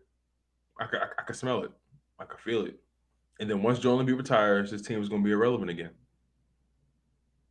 I just don't see. I just don't think. I just don't see the light. I don't see like the NBA's like teams are getting better. Memphis is getting better. So that's one of Boston the main. getting That's one of better. the main questions. So that's one of the main questions that people have been asking me. Do you blow it up at some point? I'm not gonna lie. You don't bring Daryl Morey in if you don't plan on getting like. I feel like Daryl Morey's first couple years here, he tried to move. He tried to move some furniture around. You know what I'm saying? Like Daryl Morey, he bought the house. You know what I'm saying? He got here. He walked in and said, "Okay, it's fully furnished. All right, I'm gonna move this over here. Okay, I'm gonna add a painting over here. I'm gonna move this table over here. Okay, let's see. All right, let's see how this thing plays out. Okay, you know what? This furniture in general is not working. I need to completely overhaul the way I'm doing this right now. I think Darren Morey wanted to see how these players were pan out this far. Just adding some things here, sprinkling little things here, and just see if it can work. And I think he sees now this roster is extremely flawed, and he's going to make some moves. And best believe not Tyrese Maxey, Tobias Harris is definitely going to be top 3 on the moves he's making. He sees that contract and he's thinking, and I'm telling you, it's the reason Elton Brand is not in charge anymore because that Tobias Harris contract was a death sentence for him. I really believe that. Like to pay someone who has never averaged more than 25 points in their career, that kind of money is ridiculous. He only averaged 20 flat one time in Detroit. I think he averaged 20 points per game. And it was 19.6 or something in LA. Right. And that's when he was like a fringe all-star or something like that. But like, yeah, man, I'm telling you, I got a feeling Daryl Morey is gonna move, is gonna make some moves that make us like, whoa, okay, Daryl, I didn't see that one coming. Because Daryl Morey is a mover and a shaker. That's the one silver lining about this offseason that I have some optimism about. And that's how Daryl Morey does business. He's ruthless. He's cutthroat, and people know how he moves. He's like, we didn't think we could move Ben Simmons, and he made a move. So I really think he's gonna find a way or find someone that's gonna take that Tobias Harris contract. Tobias Harris is on the way out, best believe. Furkan Korkmaz is on the way out, best believe.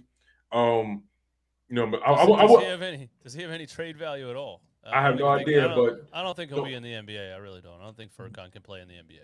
Don't be surprised if you see a Tobias Harris, Matisse Thybulle package with something else. I don't know. Don't be surprised though.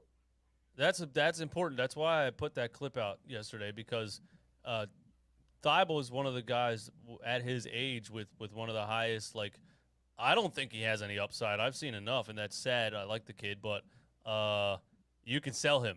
You can definitely sell him. People think he's he was on like top 5 NBA defenders at 23 years old or something, like, so you can sell him definitely. People, teams that are competitive but feel like they just need a defensive spark or something like that. Yeah, but I think his time in Philly, might be over. And when you brought up what he looked like in playoffs, I wanted to say, man, we've gotten so. It's become so clear now that the playoffs are so much different than the regular season. And people would argue when we wanted to fire Brett Brown, people were like, well, you just said back-to-back 50-win seasons. And I'd say, I don't care. I don't care. I officially don't care about regular season.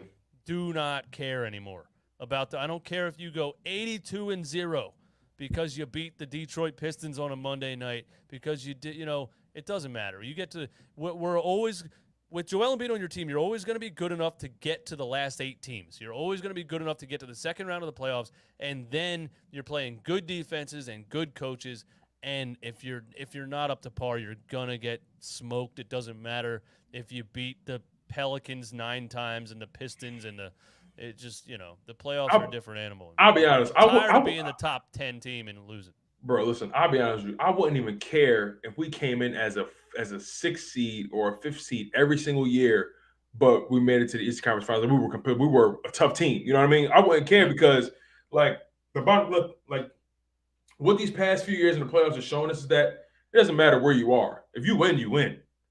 And guys got to play ball now. Wait, is he serious? Will and Jada own majority of the Sixers? Nah, Josh Harris. No, Josh I don't Harris think it's It's not a majority. They're part owners for sure, but it is not majority. No, it's not at all. No, not majority. But that's a funny. Josh Harris's company is called Harris and Blitzer, and they own like 5 professional sports teams. Yeah, they own the New Jersey Devils. Who else they own? Like they own the New Jersey Devils, and they're part of a group that's trying to buy the Denver Broncos. That's all I know. There's another one somewhere. But yeah, I mean, Will Smith owning part of the team. Will and Jada is her name really on the paper? We gotta find this out, man. Hey, listen, when you marry, her name on the paper, even when it's not on the paper, when her name not on the paper. You feel what I'm saying? But yeah, man, I feel like we done wrung out a lot of this Sixers stuff, man. Like, what's your final thoughts on the Sixers, and then we could close the show out, briefly touching on some Eagle stuff. I think this is the like I said, I don't feel like there's a light at the end of the tunnel, but we have reached the end of the tunnel. It's time. It's time for big moves to be made, and Daryl Morey knows that. If you come back next season and Doc Rivers and James Harden looks sluggish game 1, this fan base is going to annihilate you every game the whole season. Josh Harris will be happy because they'll continue to buy tickets just to come here and boo and boo and boo and boo and boo. So as far as Daryl Morey's legacy, this is the time. He has a lot of moves to make, man. He has a lot of moves to make. I think this is the end of it. This offseason's the end of it. If you come back next season and you don't look better than you did this season, then it might be time to be like, hey, Joel, we love you. We're gonna go give you what you want in another and get a whole plethora of draft picks for you because I just don't think you can keep doing this year in and year out. And he might ask for a trade at the end of the day because, that'd be scary. He already doesn't seem his press conference, and that was one of the things you wrote down. What he said in his press conference. The main thing that got me was he was talking about. He said, "My whole time here, I haven't had dogs and players like a PJ Tucker." And he named him specifically, and he just seems so frustrated with 7 straight years. And I have Furkan Korkmaz and George Niang, and he visibly saw the difference. He visibly saw the difference in his roster and theirs. Like, it's one thing to guys just play a little better, but there was such a stark difference in approach to the game. Yeah, and he saw effort. He saw guys that want it on the other end, and he's out there with a broken face and a broken thumb, and he couldn't do what he wanted to do, but he still probably felt like he was the only one that really wanted it. I think he's getting frustrated. Yeah, you don't want that. You don't want that, man. You don't want that. But yeah, man. Just transition to some minor Eagles talk before we get out of here. What's your thoughts on the Eagles' offseason right now? What's your overall thoughts on the draft and the things you've been seeing? I like the fact that they got a linebacker, and they only got him because he fell. And I still don't even know. I still don't even know why he fell. But I don't think Howie Roseman would have touched him in the first round because he just doesn't do that. But I'm so excited that they got a linebacker like that because when I grew up watching that 2004 team and the Jeremiah Trotters and the Ike Reeses and all those kind of dudes, man, you need that. And this team lives off of the defensive line. Howie Roseman's always lived off of the defensive line, but when they don't get to the quarterback, what do you have behind it? You got Alex Singleton and Nate Gary and so I'm happy they got a linebacker. I don't think they did much as far as the secondary. We'll see. But I think that the Jordan Davis draft pick was amazing. That's just another guy to add to that defensive line, and he's going to be an absolute stud his whole career. As long as he keep his weight under control. As long as he keep his weight under control. because He's a massive dude. he's massive, man. I met him in person. He is really that big, bro. He's The like offensive side of the ball, that's cool though. I want to get your opinion on Jalen Hurts. The offensive side of the ball, I think that Nick Sirianni learned last year how to survive regular season games with Jalen Hurts, but I just personally don't think Jalen Hurts is going to take you deep into the playoffs as an NFL quarterback. I think he's too limited in his passing ability, and he can win regular season games with his legs and with the quick screen type of offense and the motion offense and type of things like that, but I would predict probably they have about the same record as they did last year. They're good enough to beat up on a bunch of bad teams with a dominant offensive line, running game, dominant defensive line. But I don't think they'll mess with the really good teams in the NFL. And then I think next year and I think that's part of the reason Howie Roseman traded some of those draft picks to be able to jump up in a draft next season. Yeah, hedge his bet. Basically trying to hedge his bet. But to your question, you know, overall, like when you think about the offense, Jalen Hurts has zero excuses, none. Like there are no, like, on top of the draft class, on top of bringing in AJ Brown, on top of the schedule, there is absolutely no excuses why the Philadelphia Eagles can't win at minimum 11 games, in my humble opinion. Like you have like you got to take advantage of this schedule. You got to take advantage of the food that's on your plate, and you know the way I see it, and I like Jalen Hurts. I'm not gonna lie, man. He's really likable, But the reality is he's limited as a passer, and he has to show enough growth in that area for them to take him seriously, and that's the reality. The reality is he has to. I believe he completely understands the assignment. I believe he completely knows what's at stake, and the question is, because we know he's going to, like, just because of who he is, he's going to improve. Now the question will always be, will it be enough for the Philadelphia Eagles to say, you know what, I can commit $30 million a year to this guy? You get what I'm saying? So that's going to be the biggest question, because I know a lot of people want to talk about his what he does in the running game.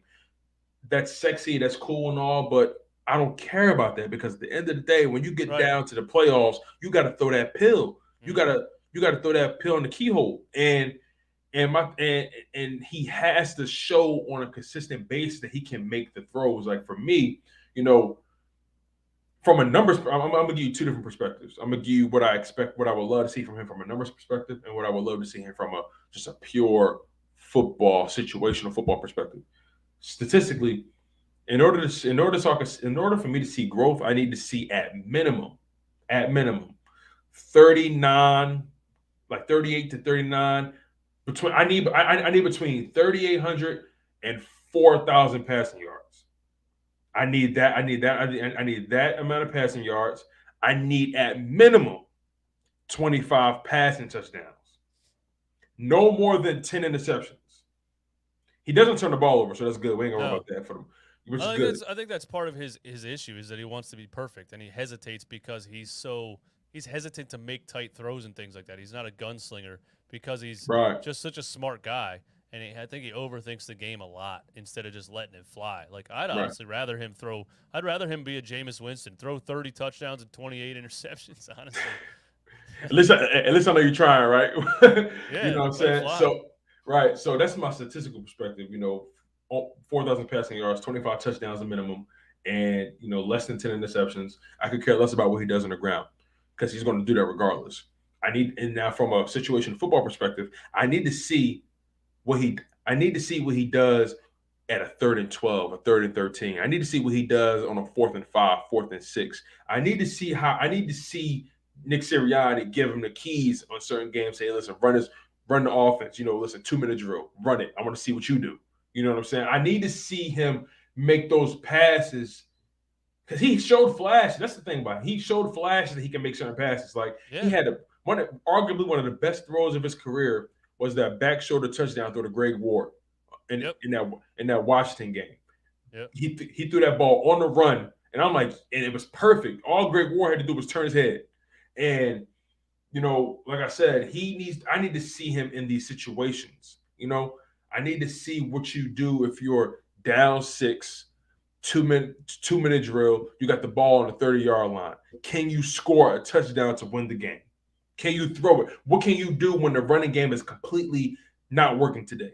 Yeah. It may not even be the opponent. It may just be the fact that the running game is not clicking today. What can you do? What will you do? Can you win us a game with your arm? What To happens me, if you're in a what happens if to you're in a me, it's shootout? it's Can a you lot win a like shootout? this. It's a lot like the same thing I said about the NBA. The playoffs start, and you get down to those last 10 teams, 8 teams. You start to face defenses that you didn't see in the regular season. You know, you can beat up a lot of bad teams by running the ball all over them, but those good teams are going to force you to throw it. And it happens to the greatest running quarterbacks in history: Michael Vick, Cam Newton. Once you face a great defense, they're going to find a way to force you to throw the ball. They're going to spy. They're going to spy 2 linebackers. They're going to do whatever they can to keep you in the pocket and make you throw it. And can you get it done by throwing it? Exactly, man. And it's a lot of pressure on him. You know, I'm paying attention to Jonathan Gannon too. You know, he had a lot of excuses last year saying, I don't have the personnel to do what I want to do. And, it's going to be a work in progress or whatever. Like, listen, I'm going to be honest with you. Now, I don't want to hear any excuse from Jonathan Gannon. You got the D tackle you wanted, the nose tackle that allows you to run those 5-2 formations, those 3-4 formations. You got a Hassan Reddick who's versatile, who's a linebacker, who's really an edge rusher at heart. Yep. You got a Kaiser White who's fast and rangy, can run sideline to sideline. I was going to say the kid Attack. from the Chargers, right? Yep, Kevin Chargers. Yeah, And top of that, you got N'Kobe Dean, a guy who's him. versatile. Who else did you bring in? How he Who impressed was me, man. He went from 0 yeah, linebackers to 3 linebackers.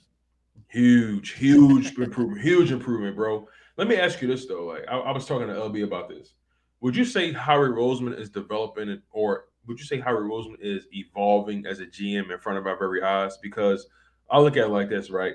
Think about how he came into the NFL. He was a lawyer at first.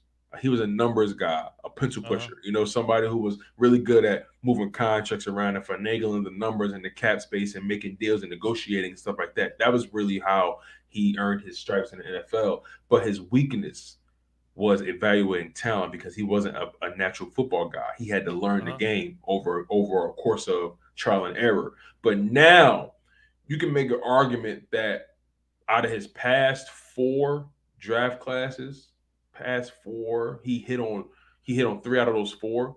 He gave out contracts to that Josh Sweat, Jordan Mailata, Dallas Goedert draft class. That's a decent draft class. You know what Yeah, I'm that's a saying? decent draft class. You found a starting left tackle for the next 10, 15 years. You got a B plus A minus tight end. You have a B plus edge rusher, and then we're going to skip the Jalen Rager draft. That was just not a really good draft outside of Quez Watkins and Jack Driscoll. Um, Maybe I'm forgetting somebody, but and Jalen Hurts, yeah. But um, and then on top of that, because you can make an argument that Jalen Hurts draft pick was a success. He brought you to the playoffs. You know what I'm saying? You can make an argument, but that's Yeah. another conversation for another day. I think he But really, yeah. I mean, I think he really drafted Jalen Hurts to back up Carson Wentz, and he and said and, that before. no, he did. And Carson's got bent out of shape about it. Like, you know what I'm saying? Yeah, And then you think about the Devontae Smith draft class, Devontae Smith, Landon Dickerson, Kenny Gainwell, Milton Williams, guys like that. the Gainwell And pick was the great. Gainwell pick was crazy to me Yeah, because you managed to get, and let's be totally honest, Gainwell on the pecking order of this running back run was arguably number 3 or number 4 any given Sunday for the most part, either number 3 or number 4. And then Miles Sanders got hurt, got elevated to maybe number 3, number 2, depending on the game. But you got over 500 yards of production from scrimmage from him. You got 6 touchdowns from Kenny Gainwell, a guy who was arguably your number 4 running back. That is who was that number 2? Who was number 2? We're talking about Miles Sanders, Miles Sanders, Boston Scott, Jordan Howard. Jordan. I forgot about Jordan Howard, but he was like they weren't even using him at one point though. Then they At, brought him yeah, back. yeah, they weren't using him at first, and then I once think Miles, Gainwell's a stud. I love Gainwell. Once Miles went down, Boston and Jordan Howard took over, and they were just averaging like 5 yards a carry, running over everybody. Then Miles came back. And, everything kind of took off from there. But I love what Kenny Gainwell was doing. I think he actually has better ball carrier vision than Miles Sanders. The way he He reads does. the hole, Yep. like he reads the hole significantly better. I think that's what the Um, NFL is now. It's not about a flashy running back that's going to dance around and do a Barry Sanders move. I think it's just, and that's why teams are getting over like drafting them high and paying them a lot of money because you can just get another kid out of the draft. Just take the ball and hit the hole. That's it. And exactly. it's turning into a heavy passing league anyway, and it's like the Tom Brady era in New England really like set that in stone for me. A lot of times you didn't even know who the hell the running back was on those teams. You know what I mean? Like Exactly. James White Sony was there for 10 Michelle. years. Yeah, Yeah, Sony Sony Michelle. Michelle. You know what I'm saying? Like, but yeah, like my question is like, would you say he's evolving as a GM in front of our very eyes, especially as a talent evaluator? Like, do you think the best is yet to come for Howie Roseman? I think so. Yeah, I think he learned from Andy Reid's the one that hired him in 2000. And I think he learned a lot from Andy Reid, and I like the fact that he learned a lot from Andy Reid because we were always competitive because Andy Reid knew the most important thing in football outside of having a quarterback to take you to the promised land is the trenches. And Howie Roseman never neglects the trenches. Every single season, he doesn't care what wide receiver you guys want, what flashy DB you guys want. He doesn't care what the sexy pick is. He's taking that 6'8", 340-pound offensive lineman. He never neglects it, and that's why you could throw a guy like Jalen Hurts back there and see what he has and still make the playoffs because that offensive line is what it is. That defensive line is what it is. So I think he's maybe overvalued that or undervalued other places because he focuses so much on that, having like 9 rotating defensive linemen when you could have had a safety, when you could have had who else. So I think he's evolving into like, okay, I got to focus on some other positions here because last year I saw that we were so weak at the linebacker position it killed us. So I think he's evolving in that, right? But as much just things I've said about Howie Roseman with the Carson Wentz situation and the Jalen Hurts pick and all that stuff, I'm learning that he's a really good GM as far as the way that he values the offensive and defensive line. And he's a numbers guy. Every 2 weeks, it's like, oh, they restructured this contract and pushed this money to 2075 and did this and that. So, Yo, that Carson Wentz situation came full circle, didn't it? That's crazy, man. It's just crazy the way that it turned out. And then you know what? He won that too. That's the crazy part. Like, I got to give him credit. He had his back against the wall. He's like, oh, my God, I drafted this guy to back him up because every time we get to the playoffs, he gets hurt. Then he quits, and I got to start this guy that nobody thought was a starting quarterback. I mean, he was projected to be a really good backup quarterback in the NFL. Now I'm forced to start him. What am I going to do? And he ends up with, 2 first-round draft picks out of the Carson Wentz trade? Bro, it's crazy, man. It's like, I'm not going to lie, man. Arguably the ultimate finesser. Like, yeah, seriously. Like how he moved like a scammer. Like, it's crazy, man. It's crazy, man. And I want to say, like, if Hurts understands what his deficiencies are and focused on those in the offseason and improves and comes back and looks better, I'll be the first one to sit up here and say, hey, shout out to Jalen Hurts for improving and fixing the things that he needed to fix. But I just see too many just flat out inaccurate, easy throws pretty much all game long. Slants, behind, in front, low, high.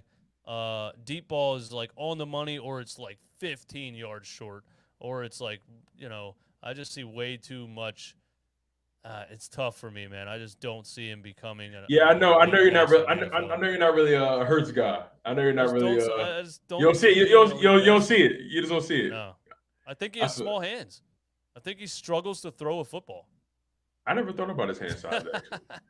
Actually, I've never thought about his hand size before. I never thought about. I think he has small hands. I think he struggles to throw a football. I think he has to put his entire body into it, and it's like sometimes he gets it there, and sometimes it's so far off target. It's like, oh my God. I think his issue really is not even power; it's timing. To me, like there are times where he's late all the time. I'm watching it. I'm like, you're waiting too long for them to get open. They're going to get open. Just throw the ball to the spot. That's where he has to improve, throwing the spots and trusting his receivers. And the only person it's hard to change that. It's hard to change that because it's how he always played, and that's why he was a Heisman Trophy either winner or runner up. I don't remember, but runner up because his accuracy numbers, his completion percentage, accuracy numbers were always so high because he didn't take chances, and he waited for a guy to get open. And in college, you can wait. The guy, Devontae Smith was 30 yards past everybody.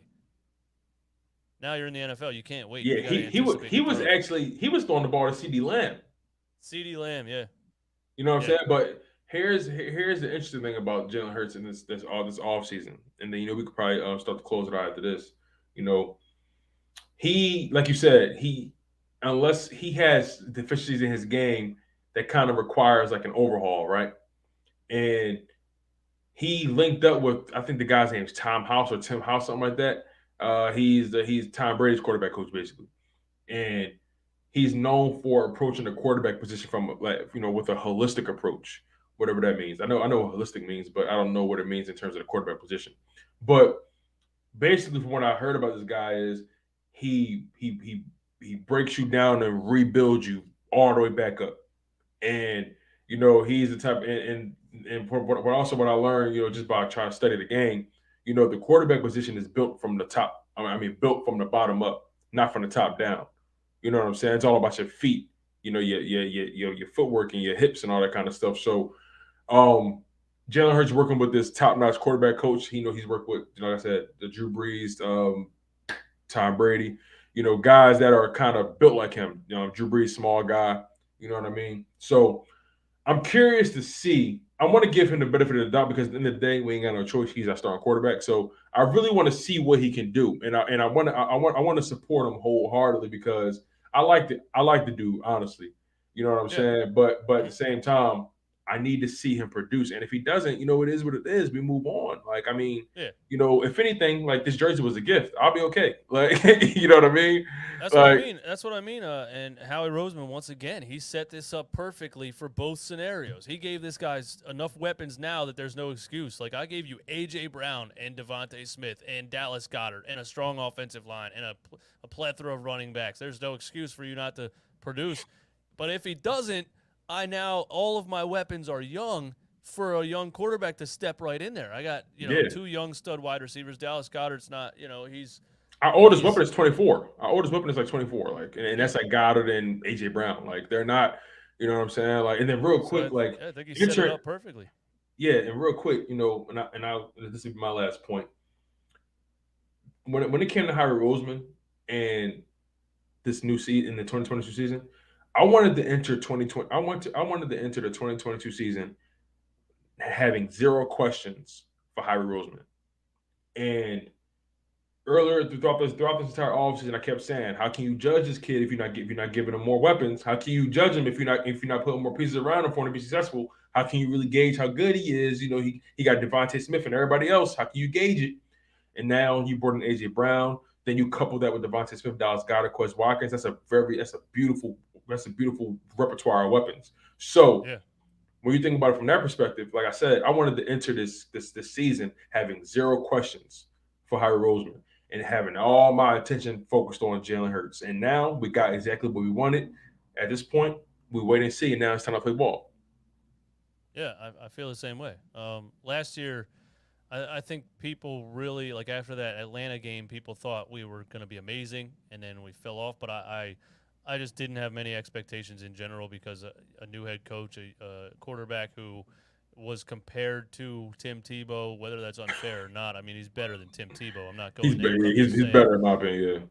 Yeah, I'm just saying he wasn't projected to even be an NFL starter, so I didn't have high expectations. So for them to win, what do they go 9-8 and make the playoffs?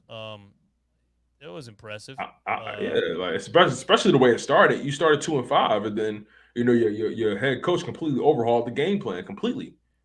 Yeah, yeah. So I'm not a rah rah kind of guy. I'm not like, oh, the Eagles are better than everyone. Dallas sucks and Giants suck, and you know what I mean. I just keep it real, and I don't have many expectations this year either. So I can only be impressed. I can't be let down. I ain't mad at you, bro. I ain't mad. See, like my passion runs so deep, bro. Like it's like how some people like Oh, I live mean, stream. I play it cool, but the game's on. I'm in front of the TV, like, no, let's go, come on, you know what I mean. So How some people like can't live help it. stream. How some people live stream and call the games, right? Like I'll be honest, bro. I I can't can't do that. live. I can't do Nope. that because I got to be a fan. Like, and I'm not as put together as I am now when I'm watching football. Like I'm a gladiator, bro. Like I've had I'm just not I've the same had person. some friends of mine DJ the Sixers games, and I can't. I've had opportunities to DJ, in the tunnel or in a pregame party or wherever, and Word. and I can't do that. I can't do that. I can't even do that on a Monday night against the Atlanta Hawks. I can't do that. I can't. I can't. I can't. Eastwood gonna be like, Yeah, I can't. Yeah, I'm too in tune with the game. I can't do that. yeah, I'm with you on that, man. I'm with you on that. But man, this has been a dope live stream, bro. We covered so many bases, bro. For sure. Thank you for coming through, man. Bro, I Yeah, appreciate you, bro. Sharing your platform with me, man, doing a double stream, my guy. I appreciate you. Listen, like I say, man, Eastwood is that dude, man. Running back Philly is really in full effect. And make sure you guys like, comment, and subscribe to him. On top of that, make sure you guys subscribe to. I just died. I don't know what happened. My Yeah, camera died. I have no idea what happened either. But make sure you guys like, comment, and subscribe to Chalking Up Sports. You listen, you guys, we're closing it out anyway. It's all good. Make sure you guys like, comment, and subscribe to Running Back Philly.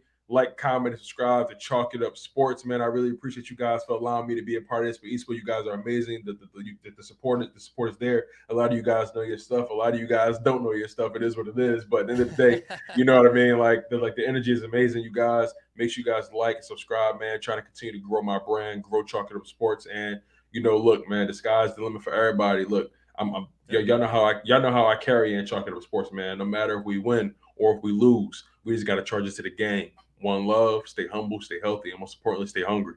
Yeah, well, I'm gonna try to. I really want to keep the 4 point play thing going as we move into the Same. Eagles content. You know what I mean? It's a fun time, man. You guys are great. You guys all have different personalities, different perspectives. Get heated, have arguments. You know what I mean? Yeah, it's So funny, man. much fun. It's funny, man. Dove went to high school together, so that's what me and him like. We Yeah, go back like that, like what I'm saying. Then yeah. I met Jay through Dove, and and then I've been on their podcast a handful of times. So yeah, those are my guys, man, for sure. That's I know what's up. me. I know on the outside looking in, it look like I hate Jay, but I don't hate Jay, man. That's my guy, yo. No, that's what's up, man. Friends can disagree, man. Like, I mean, like me and my Yeah, friends, you know what I mean? What are you talking about? You know what I mean? That kind right. of thing. But you keep it in the arena, as Yeah, the CP the franchise on Knicks Fan TV always says that. You keep it in the arena, man. You know what I mean? It's just sports. it's So just yeah, I sports, respect it, man. man. I Yeah, for respect sure, it, and man. I like your approach, man. You know what I mean? You're locked in. You take it serious. It's hard to find. It's hard to find content creators that take it serious and that really want to be good at it. You know what I mean? And I noticed that in you, man. You take it seriously, and you show up prepared, and you know what I mean. I said, "What do you want to talk about on this show?" And you sent me a whole thing. I'm like, "Well, damn, I don't even have. I just copy and paste that." It's so funny, bro. Because it's so funny you brought that up. Because like, you know, I I don't know, man. My memory's bad, right? So I gotta write everything down. Oh, mine too. If I don't write stuff down, bro, it literally just it goes. I'm constantly thinking of new ideas, new things I want to do, new things I want to create, new people I want to Yep. work with. And if I don't write this stuff down, if I don't use my calendar, like I'll be honest with you, bro, my phone is more of a tool than it is for fun. Like I really Mine too. utilize every function of my iPhone, bro. The calendar, the reminders, the alarms, and Yep. Me bro, too. all of that stuff, bro. Color code and Yeah. shit, and like, bro. Man, but yeah, bro. Overall, man, I appreciate those words, bro. That means a lot, and that Yeah, is means I don't know how my guy Tom Arnone on A2D Radio does it. He says no notes, man. Every show he says no yeah, notes. I'm like, like well, I yeah. need some notes. I I rock, got I notes. rock with Tom too. Like I watch his content, from a distance. One of these days I got to connect with him and we got to collaborate. But man, like I be paying attention. He always starts videos like Mr. No Note, something like that, or like Yeah. I'm like, Or huh?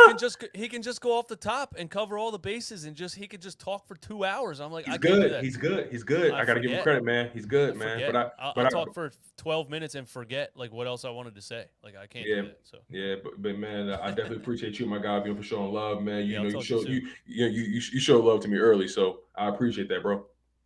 Yeah, it's all, man. I mean, he had a lot of views on YouTube, but I'm just a YouTuber, just like anybody else. It doesn't really. It's not really. We're all just. None of us are rich celebrities. None of us are doing anything that crazy. Right. I feel you, bro. I feel you, but still, I appreciate it, my man. Listen, And like you built other something great. content So creators, it helps me out because I can't sit up here and say the same things every day. So it's nice to bring people on and have a different perspective. You know what I mean? So you're giving me content at the same time. So I appreciate it. likewise, my friend, I appreciate you.